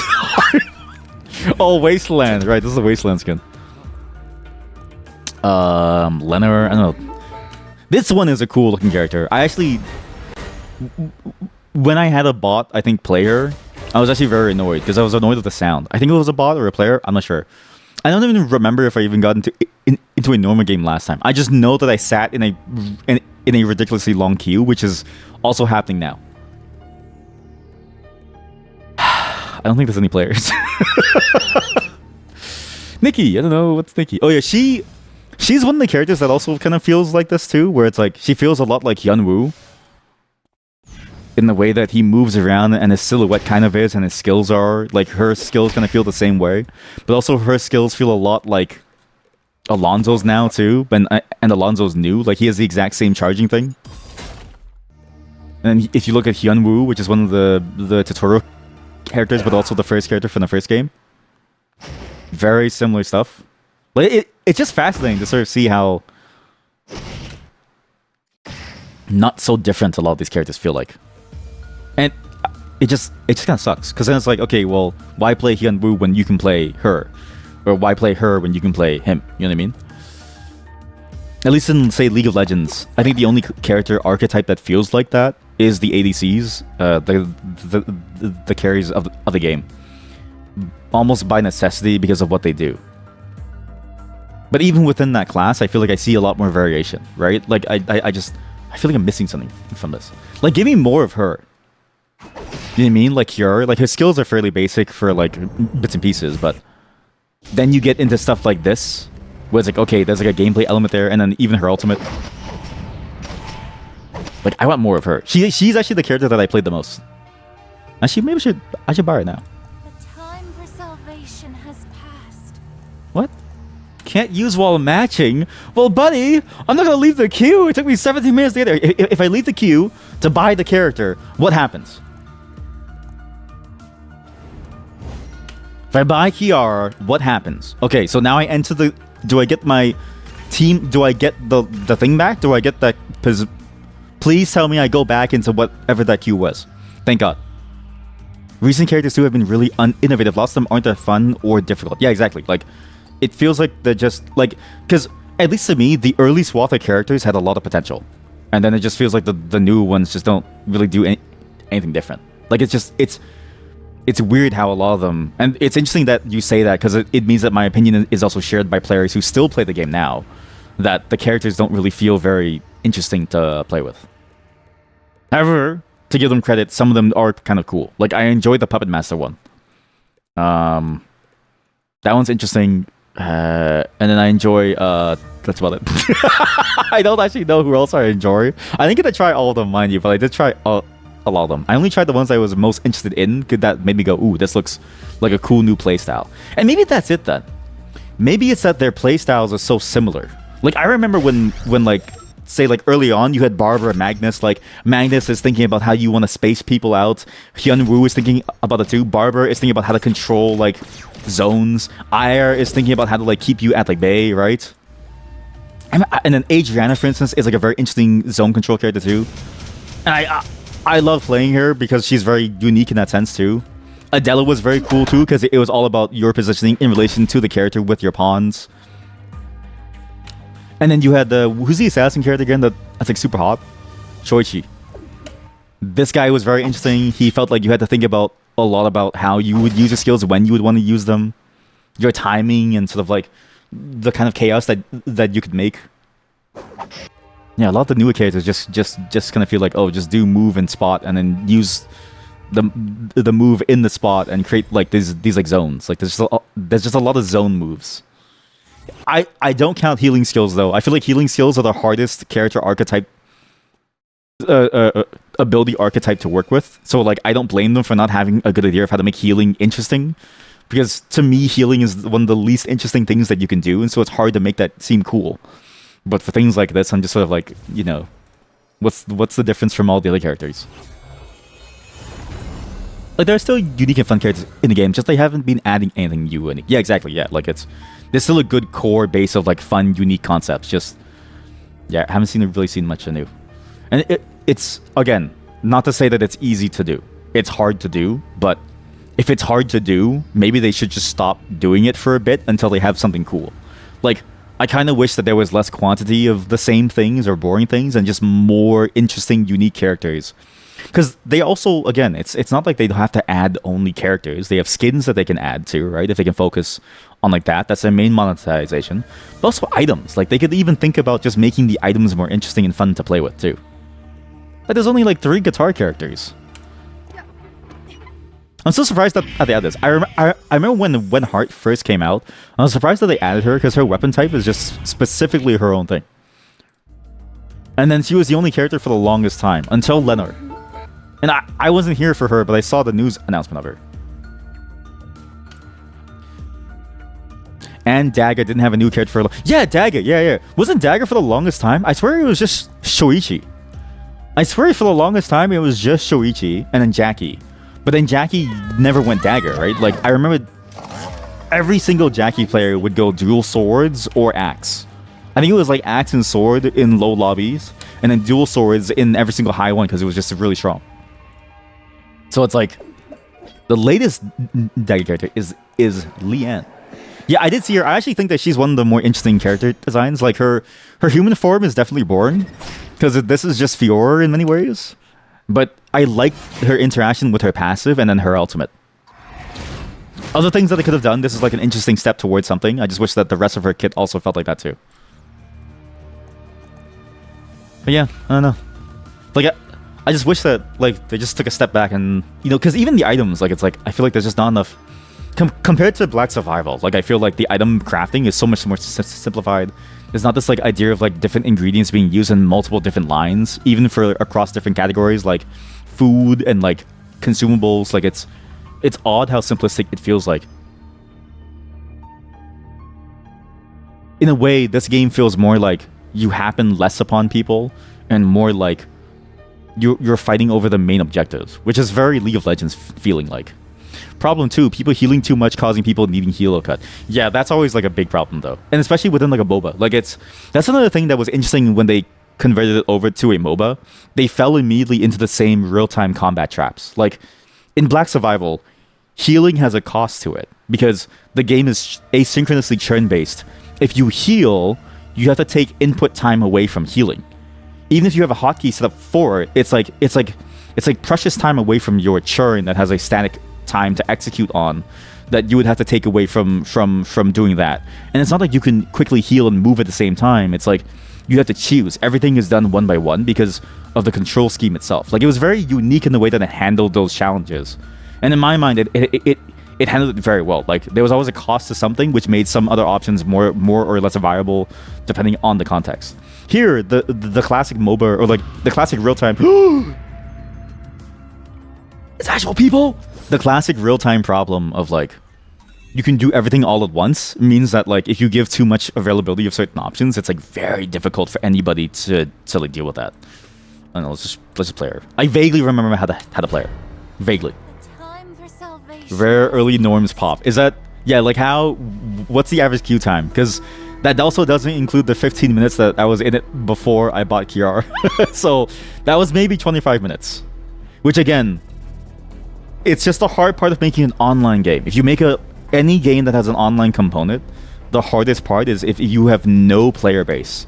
It's impossible for you to play the game, and so the game just loses players because they can't play the game.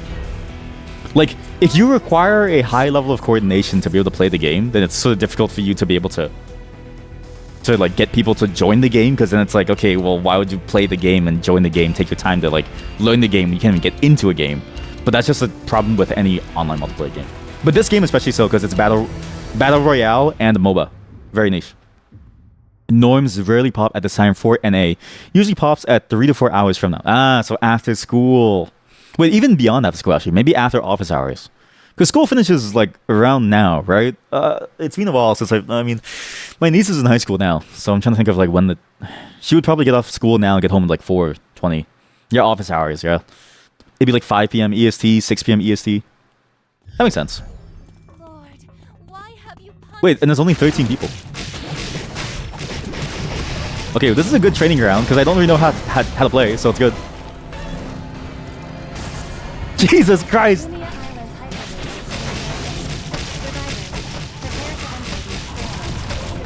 Why are you fearing me? Get over here! Yeah, it's bot lobbies. Oh, right. Yeah, wasn't that like a big problem too, of like, if you join the game, you wouldn't necessarily know if the lobby that you're going to join is gonna be a non-botted game? Like, because it's like... And it also feels bad too, because it's like, at that point, in my mind, it sort of feels like, why even bother playing if you're just me facing bots? Kiara, the annoying raid boss character. Yep. I mean, that's why I enjoy her though. Like, of the playstyles in the game, I find her playstyle interesting because she's that weird raid boss-ish type of character. Not this item. Okay, well, I saw another player. Are you a real person? Can I kill you? I kinda know. Well, I kinda know some things. I'm not good at the game though, by any means. They're crafting something. If I stop them now, they could kill me. So let's not do that. Actually, maybe I should. What's the harm in fighting someone right now? Okay, now the game's too quiet. Oh, shit. Are you... This has to be a bot, right? This has to be. I don't even know if I had to use the stasis there, but I thought that was kind of cool. I do less... Wait, what? I do less damage, takes forever to kill. Wait. So... but like that's like a function of your items, right? Or do you mean to say that it's not just a function of your items, it's also like a debuff that's applied specifically early? Because it makes sense that you don't do damage now because you have no items. And I did notice that actually, even fighting bots, like a lot of the characters are very, very tanky early on. Items and level. Okay. Yeah, that's another problem with this game that I did notice. When I was even just fighting the bots, it didn't feel worth it to take early engagements. Like, obviously that's hard to balance, because if you're too early on and people just fight each other and you die immediately, you don't really get to play the game, right? So it kind of makes sense. But Find wild animals nearby. I feel like if you don't encourage that early game fighting, in a way, it feels like a typical MOBA where you're just farming things. So I'm like, what's the point? Oh yeah, and a mastery. That's a good point. I keep forgetting that this game has a mastery system, just like the first game. You have some food ingredients. Why don't you cook something over the camp? To be fair, again, like, it's not necessarily the worst thing ever, because again, that's just a hard problem to solve with any game that has a dynamic progression curve, to say the least. Like, it feels difficult to be able to like balance the idea of you being able to immediately go into a fight compared to other characters who can't, almost. Another camera. Though you can kind of get away with certain characters that can kill people with 4 items. Oh, interesting. Okay. 2 characters, cough cough. I'm assuming the 2 most broken ones at the moment, right?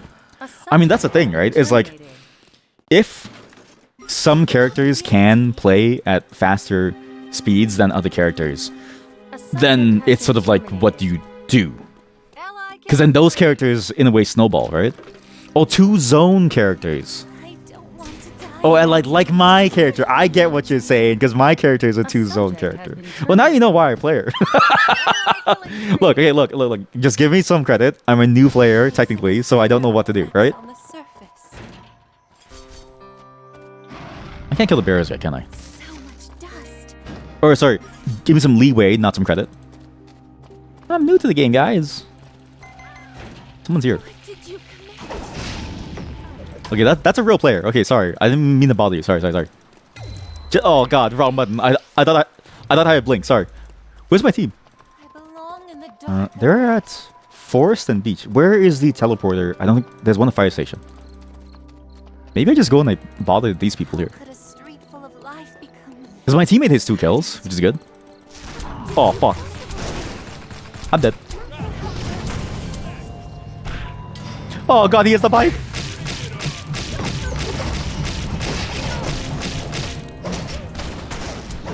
I'm dead.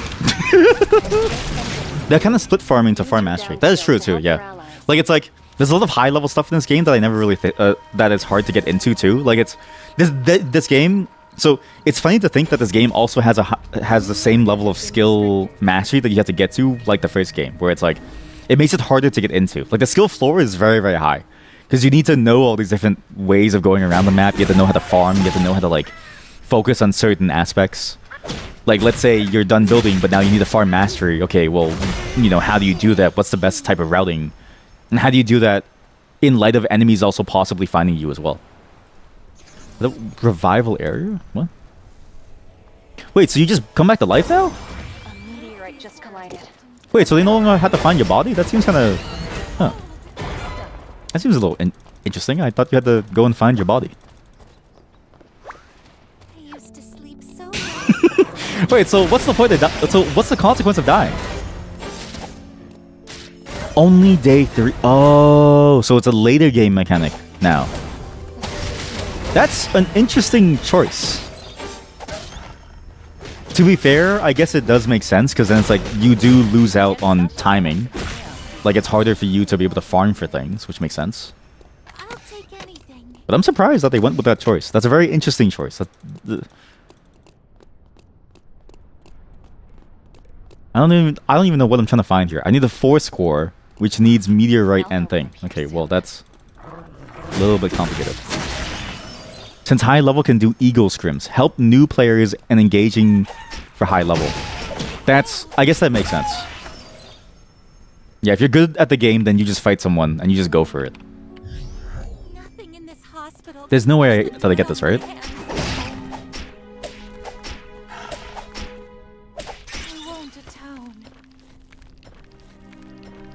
But then it's like, well, yeah. Bot lobbies, you do get it. Wait, for like what? Oh, right, because this is a bot lobby where like most of the player base isn't a real player, so I can get the item. Sorry. I have the streamer curse of short-term memory loss. I actually, you know what's crazy? I genuinely thought for a long time that I had real memory issues, because I was like, I swear I shouldn't be forgetting as much stuff. Because there are less people contesting objectives. Yeah, that is true. A new area has been Alpha's over there. Is this good? I think so. Uh-oh. Alpha.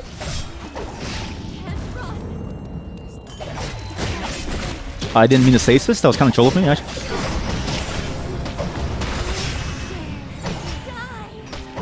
Wait, so before day 3, they can't die, so there's no point killing them here. I'm assuming. Unless there is.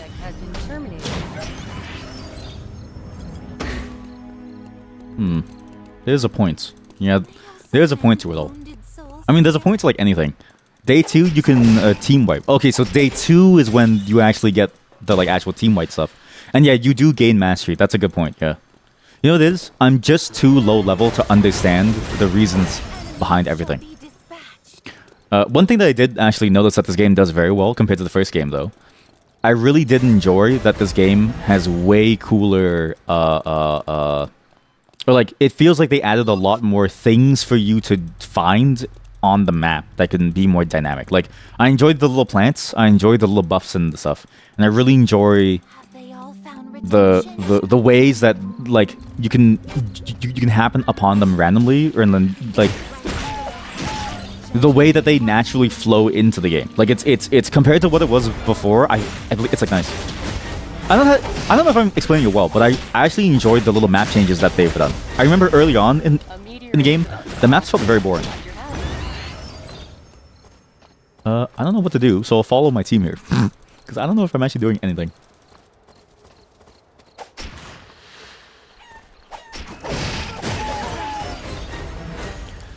I also wonder, like, is it actually worth it for us to be walking around like this? Really? A tree of life will grow somewhere nearby.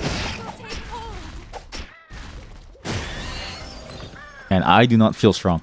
Every season the map changes a bit. Oh, so it's been every single season. Oh. Even the objective spawn points. Yeah, I even noticed even that idea of like the objective of alpha and the stuff. I really enjoy that stuff because it's like, and I like that they give different buffs to you, because that also encourages more fighting. Like, it's weird how, like, even though the routing feels static, you do actually get to fight fairly often. It feels like past a certain point. But I didn't know that it was like every season. I also really enjoyed the idea of like these new enemy types too, of like the raven spawning in certain things as well. What, me? That's a special material. This is your chance to craft an item that suits you. Well, I don't think I need it. But I also don't know what I need. Oh shit, that's a real person. What the? Damn, team is bloodthirsty. I mean, isn't that the point of the game though, right? I would hate to be him. Can we even reach that? Probably not, right? Probably bad. Oh, one thing I did notice actually. So this is the weird part. I don't know why stamina feels like it doesn't make sense anymore. Like I don't know why stamina doesn't get used at all when you're using skills. I get that it helps the flow of the game, and it feels a bit like how League of Legends does it, where like you can just keep doing things over and over in terms of combat. But it's interesting to think that the stamina system as a whole is so easy to ignore that you literally don't even need it. It got reworked. They want to remove it. Okay, I'm actually curious about that choice, because that's a very interesting choice for what, because it does change the flow of the game, and I wonder how that's going to feel like long term. Because that's the one thing that I actually kind of enjoyed from the first game, was that you had to be careful about how much stamina that you did use. Because if you used too much of it, then it felt kind of like you had to be careful about using too much of it. Otherwise, you would not be in a position where you could respond. I still get why they do it, but I do feel like something is like missing from it. Try flying using the Does anybody want this? I'm not using my auto attacks. It's Omega. Watch out for his sweeping attack. You press V and spawn a case. I did see that, yeah, but I'm choosing not to because I don't really know what I need to build. Like, the problem is, actually, I do need to get a force core, so maybe.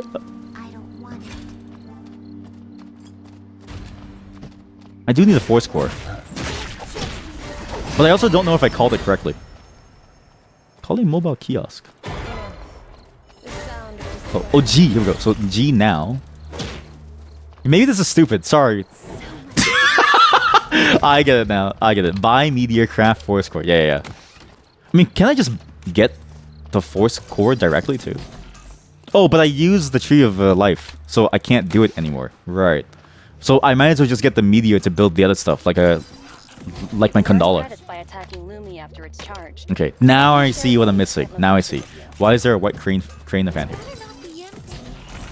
Yeah, no Force Core for the armor. Oh, wait, so it didn't bring down the kiosk? I don't get this game. Why are you killing the robot? Whoa, what did the robot do to you?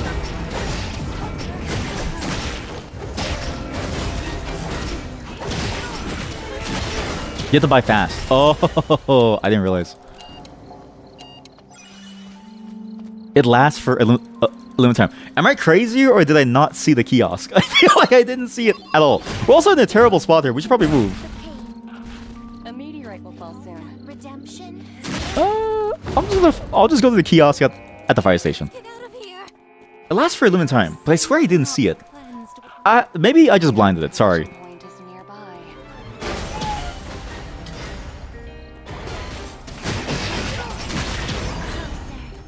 This is gonna take us a while, eh? I do enjoy that this game, Meteorite has collided. The others like, it's very lenient on you moving areas. That was the one thing that I hated from the first game, was that if you were in the zone when it dropped, like, you just died. Like a rock. Wait, I can buy a 4-score? Really? You just buy that?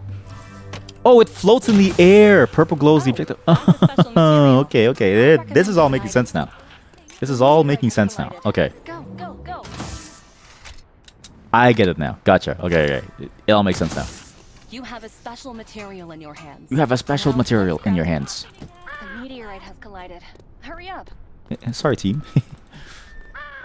This is why I actually hate team games too, actually. I really enjoyed the first game because it was a purely solo game. And I enjoy solo modes for this game because no one is responsible for your success except for you. And your failures. So no one can flame you. I'm actually very sensitive to, like, flaming. I was so happy. Can we go there? I feel like we can just kill them there. Wait, so if they're removing stamina, right? What do they... Is it just gonna be cooldown based afterwards, right? Have they said when they're planning to do that change? Because that's a very massive change that I feel like is both better for the game flow, but also makes it feel very different compared to how it is now. Holy shit. Oh, did I miss it? I think I barely missed it.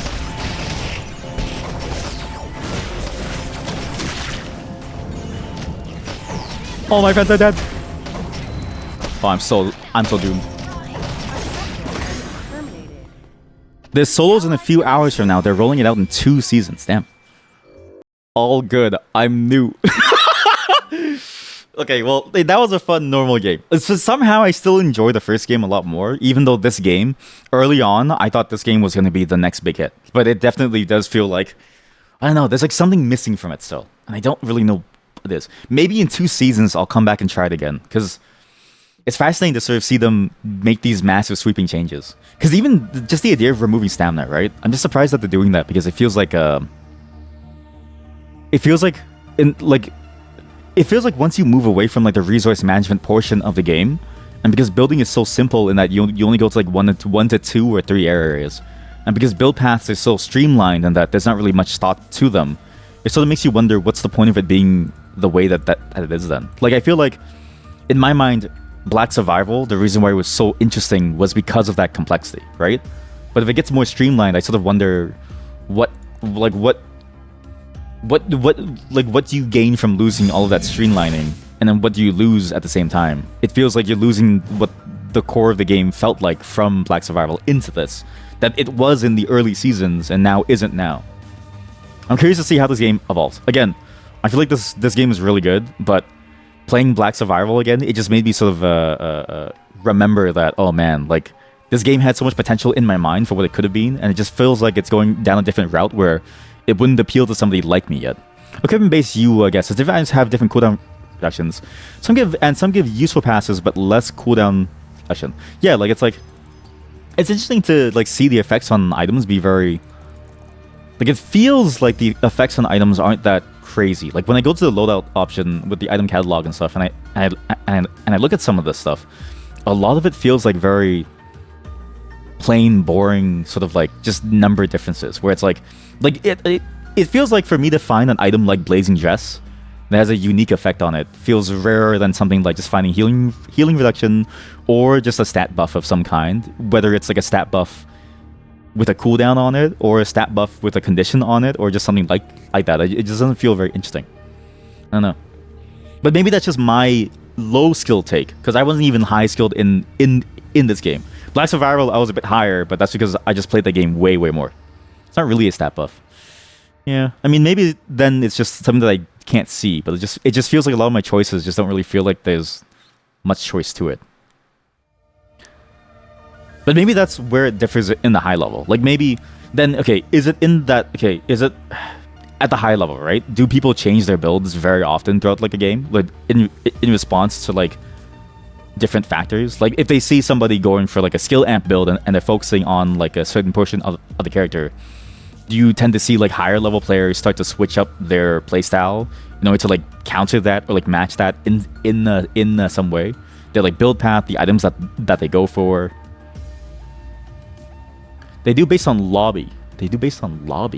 So the characters that they see at the beginning of the lobby that they know are within the game, but not necessarily the like moment-to-moment choices that are within the game. Since you can see your opponents on character select, right? That makes sense. And you see them there at that moment. Maybe, you know what? Maybe in like maybe in 1 or 2 seasons, I'll come back to this because I still can't really see like I don't know. Like to me, it's like it still feels like something's missing from it compared to like what Black Survival was in the atomization. But maybe that's also my rose-tinted glasses. I would need more time with either of these games to really see what makes them complex. I feel like, but that was the only game that I'm gonna play with this though because it took us 40 minutes total, I think, to get into a game, which is kind of crazy. So to play 2 games, this would take another 1 or 2 hours, and that would leave like I don't know, no time for Silk Song. So we do have to move on. Oh, and you can adjust based on RNG objectives, rare drops, fundamentals. That is true. Yeah. Is it still the case that you can sometimes find stuff like a meteorite just off of like a random bear or something, or is it that the RNG drops have like specific mobs that you have to find it off of, similar to the Alpha Omega drop stuff, where it's like Alpha Omega. And the Dr. Wicked line might drop like the blood or something. I hope that this game does well, honestly. And I hope that they sort of figure out what they want to do with the gameplay mechanics. Because it's like, there really is nothing like this on the market. I'm sad that Black Survival died. I'm glad that Black Survival is back with the community version of the Lumia project. Because it's like, you really can't find something like this. And it genuinely is way more fun than something like a traditional MOBA. Because the thing that's interesting, even with all that I'm saying, right, is like, a traditional MOBA, you're spending all of your 21st minutes farming anyways to get items. Like it's, aside from certain like high-level Dota matches, it feels like the same type of game where you just run around and you ignore people regardless of what you do. But this one at least has the possibility for some level of action that's feels much more tight. Wolves have a small chance of tree and meteor. Bears have a small chance of mithril and forest core. Okay, that makes sense. And also the buff that they give too, right? You know what? We'll see how it goes. I'll probably keep playing these games offline. Like I've been playing a lot of Black Survival since last night. Sorry, not the Black Survival. Eternal Return since last night in the bot games to get a feel for it. Black Survival. Now that I know that the PvP actually works, I'm gonna go and try it out some more because that game is fun too. I really do hope that these games succeed because there's something about them that's very unique. But dear God, is this queue time gonna kill me? I still really wish there was just one single queue and that we would all go into, and then it wouldn't split the player base. Like, what the fuck is a Cobalt what is this? Wait, can I do that actually? Can I do a Cobalt Protocol? There's no custom games. Why are there even custom games? Wait. How do I, what is a Cobalt? Can I do this by myself? Check region. Check region. Check region? Wait, what? Oh, like you can see the player base in the region? Wait, so wait. So what people do in this game is they change the region depending on the player base? Cobalt is like ARAM. Oh, check region for the custom game. I see what you mean. Okay. So why are there so many game modes? It's like no one playing the game. You know what? When they do that mechanic change, just get rid of everything except for these two. Or like this and this. Wait, but then okay, is there a ranked solo? I'm assuming there's no ranked solo. That and there's only ranked 3s, right? What?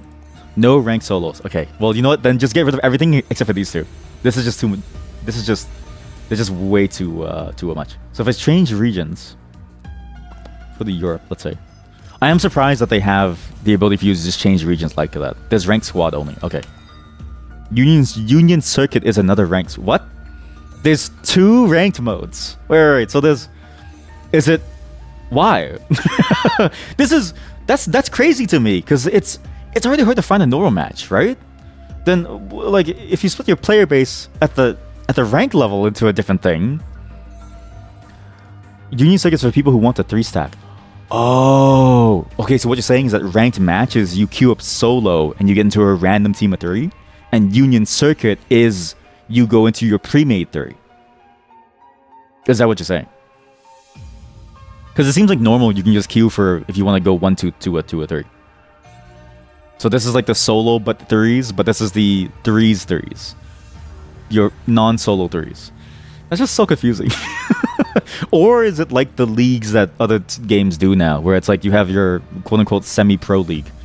No more ranked, you can go 3-stack up to a certain rank, and then you have to go solo.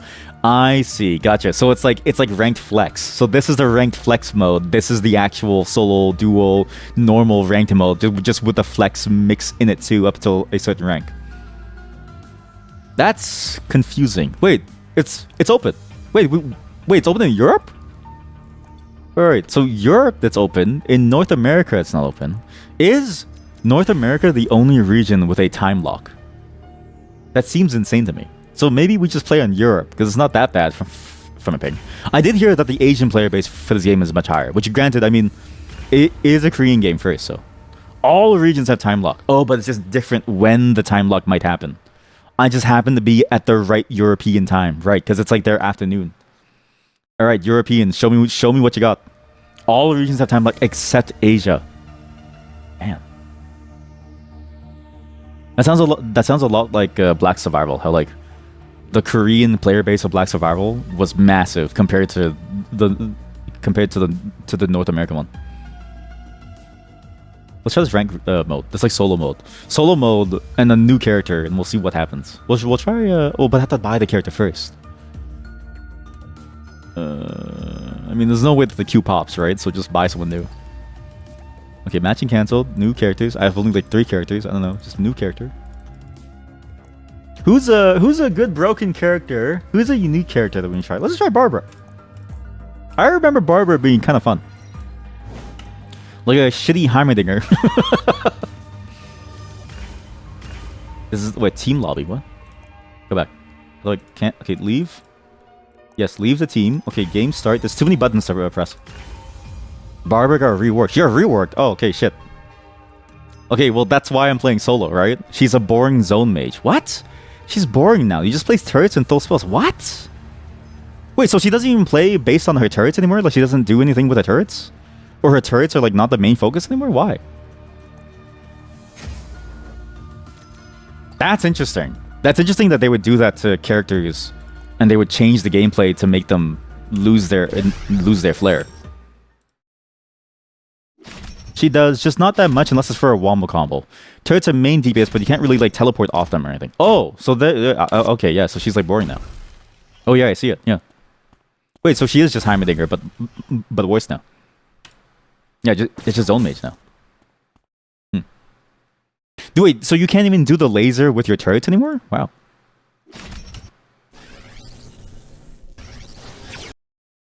Huh. Have they been doing that with other characters? Because I did notice minor changes with other characters too. Oh, you can still do laser with them. Okay. Like, I have noticed some other characters, but I can't remember which ones that I looked at had some minor changes too. Like Nadine has some slight changes as well. Celine got reworked. I don't know if I played around when Celine was released. I think I was even before Celine. Yeah, I was definitely before Celine. I think the latest character that I remember being released was Heart when I played. Like, I was really early. Maybe the vibes are here. I know that Zahir got reworked, but I don't remember what his old ulti was, so maybe it's just like a Berenstein Bears thing. But I feel like his ultimate is different now. But I swear he had a whole different playstyle. Quickly! We have 7 minutes, please! Please, 7 minutes until the queue drops. And then we gotta go to Asia. And I don't wanna go to Asia, not because Asia's bad. It's because I have 200 ping. The numbers are dropping!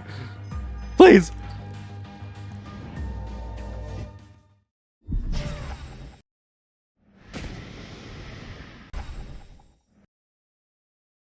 Zahir is just hit skill shots. Okay. Maybe he's the same then. I'm glad that they kept this guy the same, the baseball guy. See, like this is... I was expecting more characters like this. Like when I saw this character come out and like be in the game, I was like, wait, this... like they're translating very well what made Black Survival interesting into the MOBA space very, very well. Because now you have these like really cool, interesting characters with their own unique effects. Like he creates a baseball mound and he like throws baseballs. Like sure, he's basically Draven, but like that's almost diminutive of how unique he is. That's what I was hoping for more from this game. Shukai, is he the same? Yo, I've actually only tried the new characters plus a handful of the ones that I wanted to, or like that I remember playing. Never actually tried any of the actual old characters to see if they ever changed. You cook food. Okay, so he is the same. Okay, good. Is Magnus the same? You still stun someone, right? Against the wall? Yeah, you still spin, you still... Yeah, okay. Also, you know what's crazy? They made 2 biker characters. Like, his whole motif is that he's on a bike, and then they gave the better biking skill to the other biker character. That, I still don't know why they did that. Like, I was expecting... What's her name? Where's the other bike girl? Sylvia! I was half expecting her ultimate on Magnus. Because I feel like Magnus's bike ulti is so useless to like not even bother. Like, it doesn't change anything about him. I was expecting her skill on Magnus. You can play Shukai and be a heal kitten.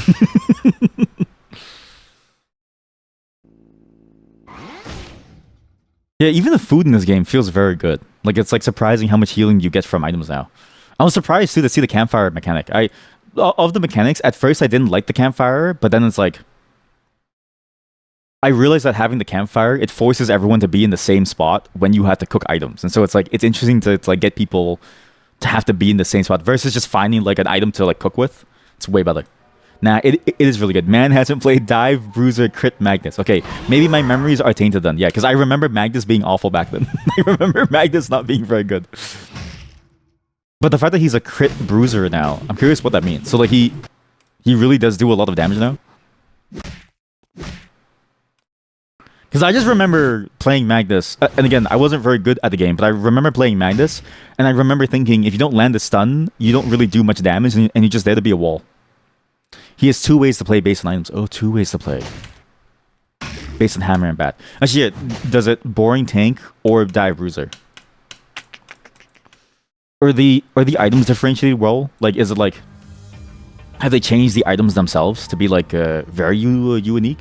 I remember that they were already unique before, but like even say the stats and the effects on items. Is it that there's like interesting unique effects on the items that like make them even more differentiated from each other now?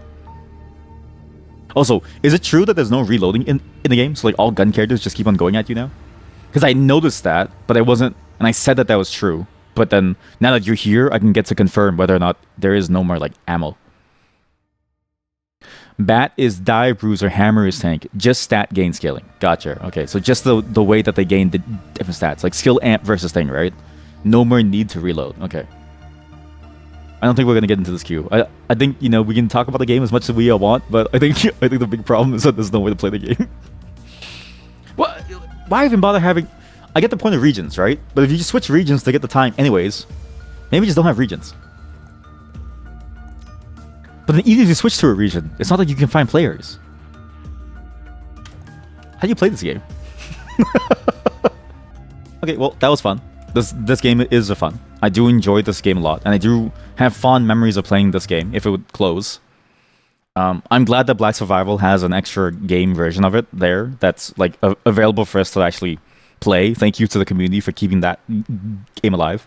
But I'm actually going to go and play a game now compared to waiting in a queue for hours. You got to play in DJ now. Yeah, see that's right. Wait, what? There are browser games? What do you mean there are browser games? Oh, fan games. Wait. There are fan games of this game. It's not even dead. Aren't fan games usually relegated? Actually, I take it back. Sonic has more fan games than you could ever believe, and that series somehow isn't dead. Black Eternal Return fan games. Eternal Return. Like, what's an example of a fan game that I could find? Do you know of like a name there? Let's see. What's a Supervive's new solo mode? What is Supervive? Dreaming Lenny. Okay, just like give me everything, because this is a level of the game that I didn't expect to exist. Dreaming Lenny. Sonic always lives. There you go. Dreaming Lenny game trailer. All right, this is a fan game. Give me as much as you can, because this is interesting. Wait, okay, am I crazy? Because like, how popular is the IP of the game? Because to me, it's like I don't really find it very exciting, at least from Eternal Return. I find the Black Survival execution of their IP way more interesting compared to what this is. Okay, I have a Twitter video. There's a Twitter video from J7Ang. Okay, then Bianca Runner. How do I find Bianca Runner? Bianca Borgella is a Canadian para-athlete. No. I need real Bianca Runner game. The Bianca Runner game, not the Canadian para-athlete. Bianca Runner game. Bianca Runner game trailer. How many game trailers can that possibly be? This is made by the same person. Can you send link? You can send link. I think I allow links, but I don't remember what I set the setting to. Oh yeah. Okay, so it's the exact same one from like here too. Okay, so it's all made by the same person. Okay, now you have to answer the very hard question of: are you the person who made these? Because there's no way it's made by the same person, and you know all three of them, and you send links to them. No, okay. I almost got you. Almost. Just hit rank 1 in Flappy Wilson. So fun. Play now.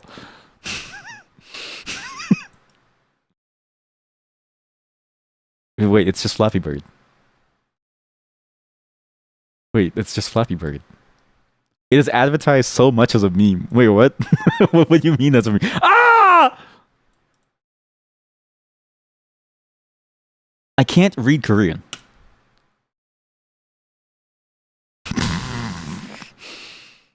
You know what? I kind of get it. I get why it's advertised as a meme. Is it or maybe in my mind it's funny because this is the most Eternal this is the most Eternal Return that I can play. If I don't want to play versus bots, this is the most that I can do. Otherwise, I'm stuck in queue for half an hour. Is that the meme? That you get more gameplay from this than you do from the main game because you're stuck in queue for too long?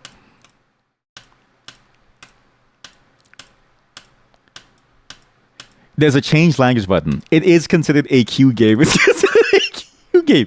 Okay, you what? Whoever made this, if you add a multiplayer to this game as a queue game, it would be fucking funny. It would actually be funny if there was a multiplayer. Like you just see, like you know that rat game. It's that I forget the name of the game now. It's a French rat game where it's like a platformer game, and you see other rats on screen trying to get the cheese. If you just did that and you did it for this type of game, and it's like whoever lasts the longest wins, like you could be onto something. You could actually make a competing game. But also, if this is the queue game that you play, if you're an Eternal Return player, or like a streamer, or like just anybody who like takes part in that game ecosystem, I'm sorry. I'm sorry for the pain that you have to go through. What is Dreaming Lenny?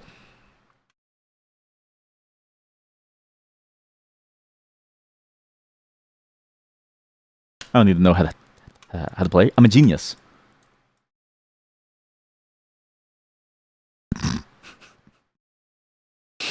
They have in-game skins. This is... Are you... Are all of you okay? Like, collectively, is the player base of Eternal Return okay? Not to say that, like, this is a bad thing, but, like... This is what you do when you have nothing left. Like this reminds me of the way that Silksong players... This reminds me of like the Silksong Sanity, right? Same vibe where it's like they had nothing to work with. And so they had to invent whole new paradigms of play for themselves. This feels like that. Is this a cry for help? It's basically what I'm asking. We are Silksong Insanity every few months. That makes sense. Is it whenever like a new patch drops? Isn't this just... To jump? Yeah, like all of these are some derivative of an existing game. Every single one. But themed after a game that has a queue time so long that you could... again, we were in queue. We were in queue for 40 minutes. Like, it's legitimately possible to play only this the entire time. And this... Like, I can't imagine what the VODs for a person who plays this game and streams this game on Twitch is like, because the majority, if not all of your VODs, is like this. Like, I feel like 80% of your VODs is just this game. This is just the, was it Cannibalt. This is just Cannibalt. The other one was just Doodle Jump, and then there was just Flappy Bird. I'll come back to Eternal Return maybe in like I don't know, maybe like a couple years then. Maybe I'll wait until everyone's okay, and you know, maybe when the game gets popular. Maybe I'll wait until the first ad campaign for the game, because I still haven't seen a single ad from the game. Actually, you know what's crazy? The only time that I've seen the game be advertised was that one Twitch push with all the old League of Legends pros, and then never again. There was a real ad campaign. Oh shit! Like a recent one, Eternal Return ads. I guess there's like no way to see an Eternal Return. Xbox? YouTube. Oh, for YouTube, as in like for YouTube streamers, or like for YouTube, you would see the ads on YouTube. Granted, again, this is like my life on Adblock. I don't get influence, so maybe I've missed something. People do play gacha games, Pokemon card games as queue games. You know what's funny? Yeah, like it's funny to think that like games that always have this issue, these online games, it's a bit like how Faker, when you watch Faker stream League of Legends, the most interesting part of his streams is not him playing League of Legends, it's him playing things like Jump King. Because he spends so much more time in Jump King because the queues at the high level are so long. And actually, what's crazy to think about, right? If a game like League of Legends, with its space and its size and its sort of level of prestige, has that level of queue issues, a smaller game feels like it's basically dead in the water, especially for something like a battle royale, which needs like a minimum large lobby. At least it's not like 30, but still 18 is a lot of people. I can't imagine that problem ever getting easier until you get maybe like 2x, 3x League of Legends numbers. YouTube is sponsored. Wow. Wait. He Double Lift had an ad segment in the middle of his video for Eternal Return.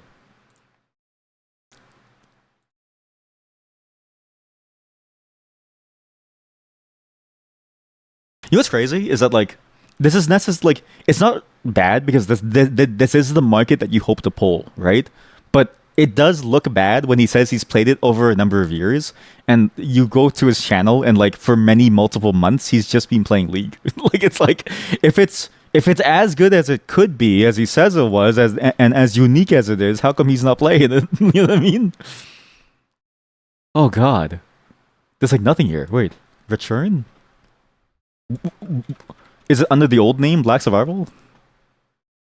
Eternal Return? No, it's just ad links. Damn. Eternal Return. Actually, what does it look like? What's like the... Because this is like an Xbox gameplay trailer? That's pretty good.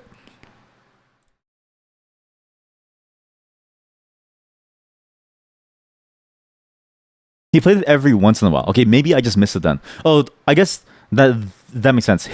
His channel, that channel specifically, is not a VOD channel. It's specifically a channel that is designed to make revenue by making League of Legends videos. So my comparison is not fair. Because it might be that his full VODs is a split of various games, but that channel specifically is for like League of Legends highlights. This ad tells me nothing about the game. This ad actually doesn't tell me anything. Now it tells me something. His profile. Okay. I'll check that out too. To be fair, making an ad for a game like this is hard. It's a bit like how Dota ads don't look like Dota. It just looks like a movie. He played... Well, he actually did play pretty well. From 27th of July. And then 20th of July. And then... last 20 matches. Recent 20 match summary. 1, 2, 3, 4, 5, 6, 7, 8. I can change season. Oh, you're right. I can change the season. Right. Season 8, Season 6. Last 20 matches. Okay, so... He played a lot in Season 3. I mean, early on, it felt like the game had momentum. I remember early on, the queue times weren't nearly as bad. It was kind of annoying, like you could tell, because like I do remember sometimes waiting up to like 5-10 minutes, but it felt like you could get in pretty pretty quickly compared to now, compared to the 40 minutes that we just did. So, and it did feel like everyone was playing it. This is three pages for normals. Show all seasons, preseason 2. I don't know. This still isn't really selling me on. Like last 20 matches, and then there's just 2. I don't know. But you know what? It is there. And you know what? People do look. There are actually guides for the game and like gameplay. Henry debut plus 61. What? Henry debut plus 61k damage. What is this video? Are these official videos? No, this is just a channel that just does stuff, right? I'm assuming this is just like a commentary. High elo ranked. Okay, this is just like a Dota 2 channel ish. Henry debut. Who the hell is Henry? They're replays. Gotcha. Okay, yeah. So it is like a Dota 2 replay channel that has all the fixings. Henry is the new character. Is he the newest one? By 8 days ago, I'm assuming so. See, my game didn't feel like this. At the end, my game felt like this. At the end, my game felt a little bit like this. But for the most part, it didn't feel like this. To be fair, again, like that's just a hard gameplay design thing of like, how do you make a battle royale have a lot of peaks of action without making it just feel like a battle deathmatch game, right? Because the battle royale aspect is also the resource gathering and like the space control. It's not just the fighting, but then it's like, this is what I live for in a way too. He's the newest. Okay, gotcha. And you know what? I still do need to take time to learn about all the different augments and stuff too, like the tactical stuff. But like this, like there's something funny about the fact that players don't care about each other until maybe level 4. It just feels wrong. Like look at, like he's like kind of harassing her, but it just doesn't matter, and he just leaves. Like there's something funny about that. Maybe it's just an impossible problem to solve. Maybe there's just no way to solve it. But then how come in Fortnite and Apex Legends people just start shooting? Though I guess in those games, right, there's like no curve. Like there's no, like the one interesting part about Eternal Return is that there is a power curve. Because as Chat says, right, there's mastery, but also the items themselves curve upwards. Whereas sometimes in like, or at least always in Apex Legends, you just get the gun. Like you get the gun that you want to use, or you just get any gun and you can just start shooting. The only power curve is when you go to red guns, and as you level up your character with a new leveling shield system. Maybe that's why. Yeah, that's cool. You know what? I'll take a look at the game more often, because this feels like the fight that I just had in the exact same area, but I want more of this. And honestly, you really can't get any other gameplay like this. Like I've been trying for a long time to figure out if there's another battle royale MOBA, and Supervive seems like the closest one. And this one actually does seem interesting in that Supervive, at least it feels like, is there like a no commentary? Like this one feels like there's no building and stuff though, so it feels even more boring. But it feels interesting in that sense because it's like you are still leveling and like doing some things. I just couldn't really tell what you're doing. Like this one, it doesn't have any of the crafting aspects that I could tell. It is Fortnite. Yeah. Okay, so like this one is specifically more Fortnite. Okay, yeah. So it's just pick up gun and an armor, yeah. Yeah, but like there's like nothing out there that has the Eternal Return formula of like that like true MOBA power scaling fantasy. It's hard to find. You know what? Maybe one day. Maybe one day it'll be like really good and really and then really popular, and there'll be a lot of people playing it. But you have to find friends. I mean, that's the problem with games like that. Always is like. That's just it's just a battle. It's the battle royale curse that you have to find friends to play with. Oh, as in for Bop Bop. Wait, there's an actual game called Bop Bop? Oh, wait, what? Roguelike party game? What? Why did they advertise it as a roguelike? Okay, maybe I shouldn't show Steam. Oh no. They advertise it as a roguelike party game. Oh, this is actually that. Oh god, just give me gameplay. God damn it. Bop Bop gameplay. Bop Bop cards against. Oh no.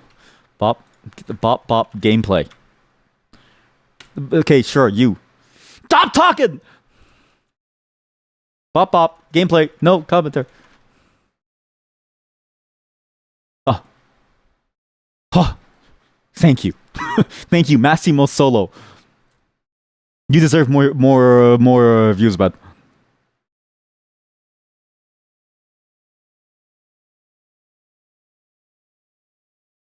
Huh.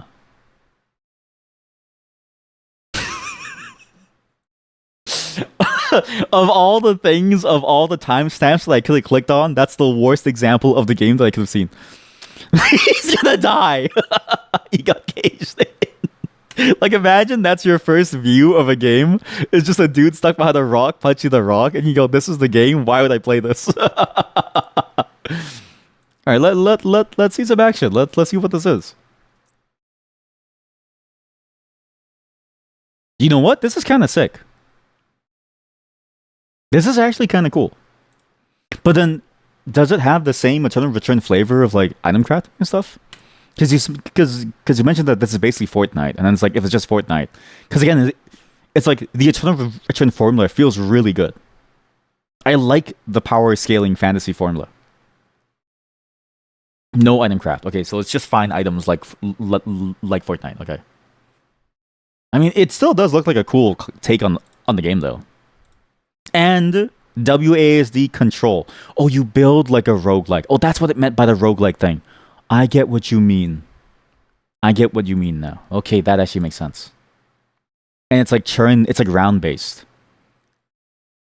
You know what? Interesting concept. I would never play this, but I can see sort of the appeal of it, right? Although it really, like, now I see why they call it a party game. It feels a lot like you playing what's that other game? Party Beast or something? Party Beast? No, what's that game? Beast? Double Fine party game? Is it Double Fine? Double Fine? Oh, no, that's not Double Fine, is it? Party Animals game? It feels a lot like Party Animals in a sense, then. But just more roguelike like item system or like building systems. I don't know. I'm still trying to find the Eternal, the flavor, the same flavor as Eternal. Them. Cool games. But we're gonna move on now. I'll be right back though. I need to go get some water. I'm actually very thirsty. We're gonna play some more Silk Song. I need to actually finish that game fully. What's crazy is that we have way too much of a stacked list. So if Metroid Prime comes out in whatchamacallit, December, it means we only have this month to do it because next month is pure horror month.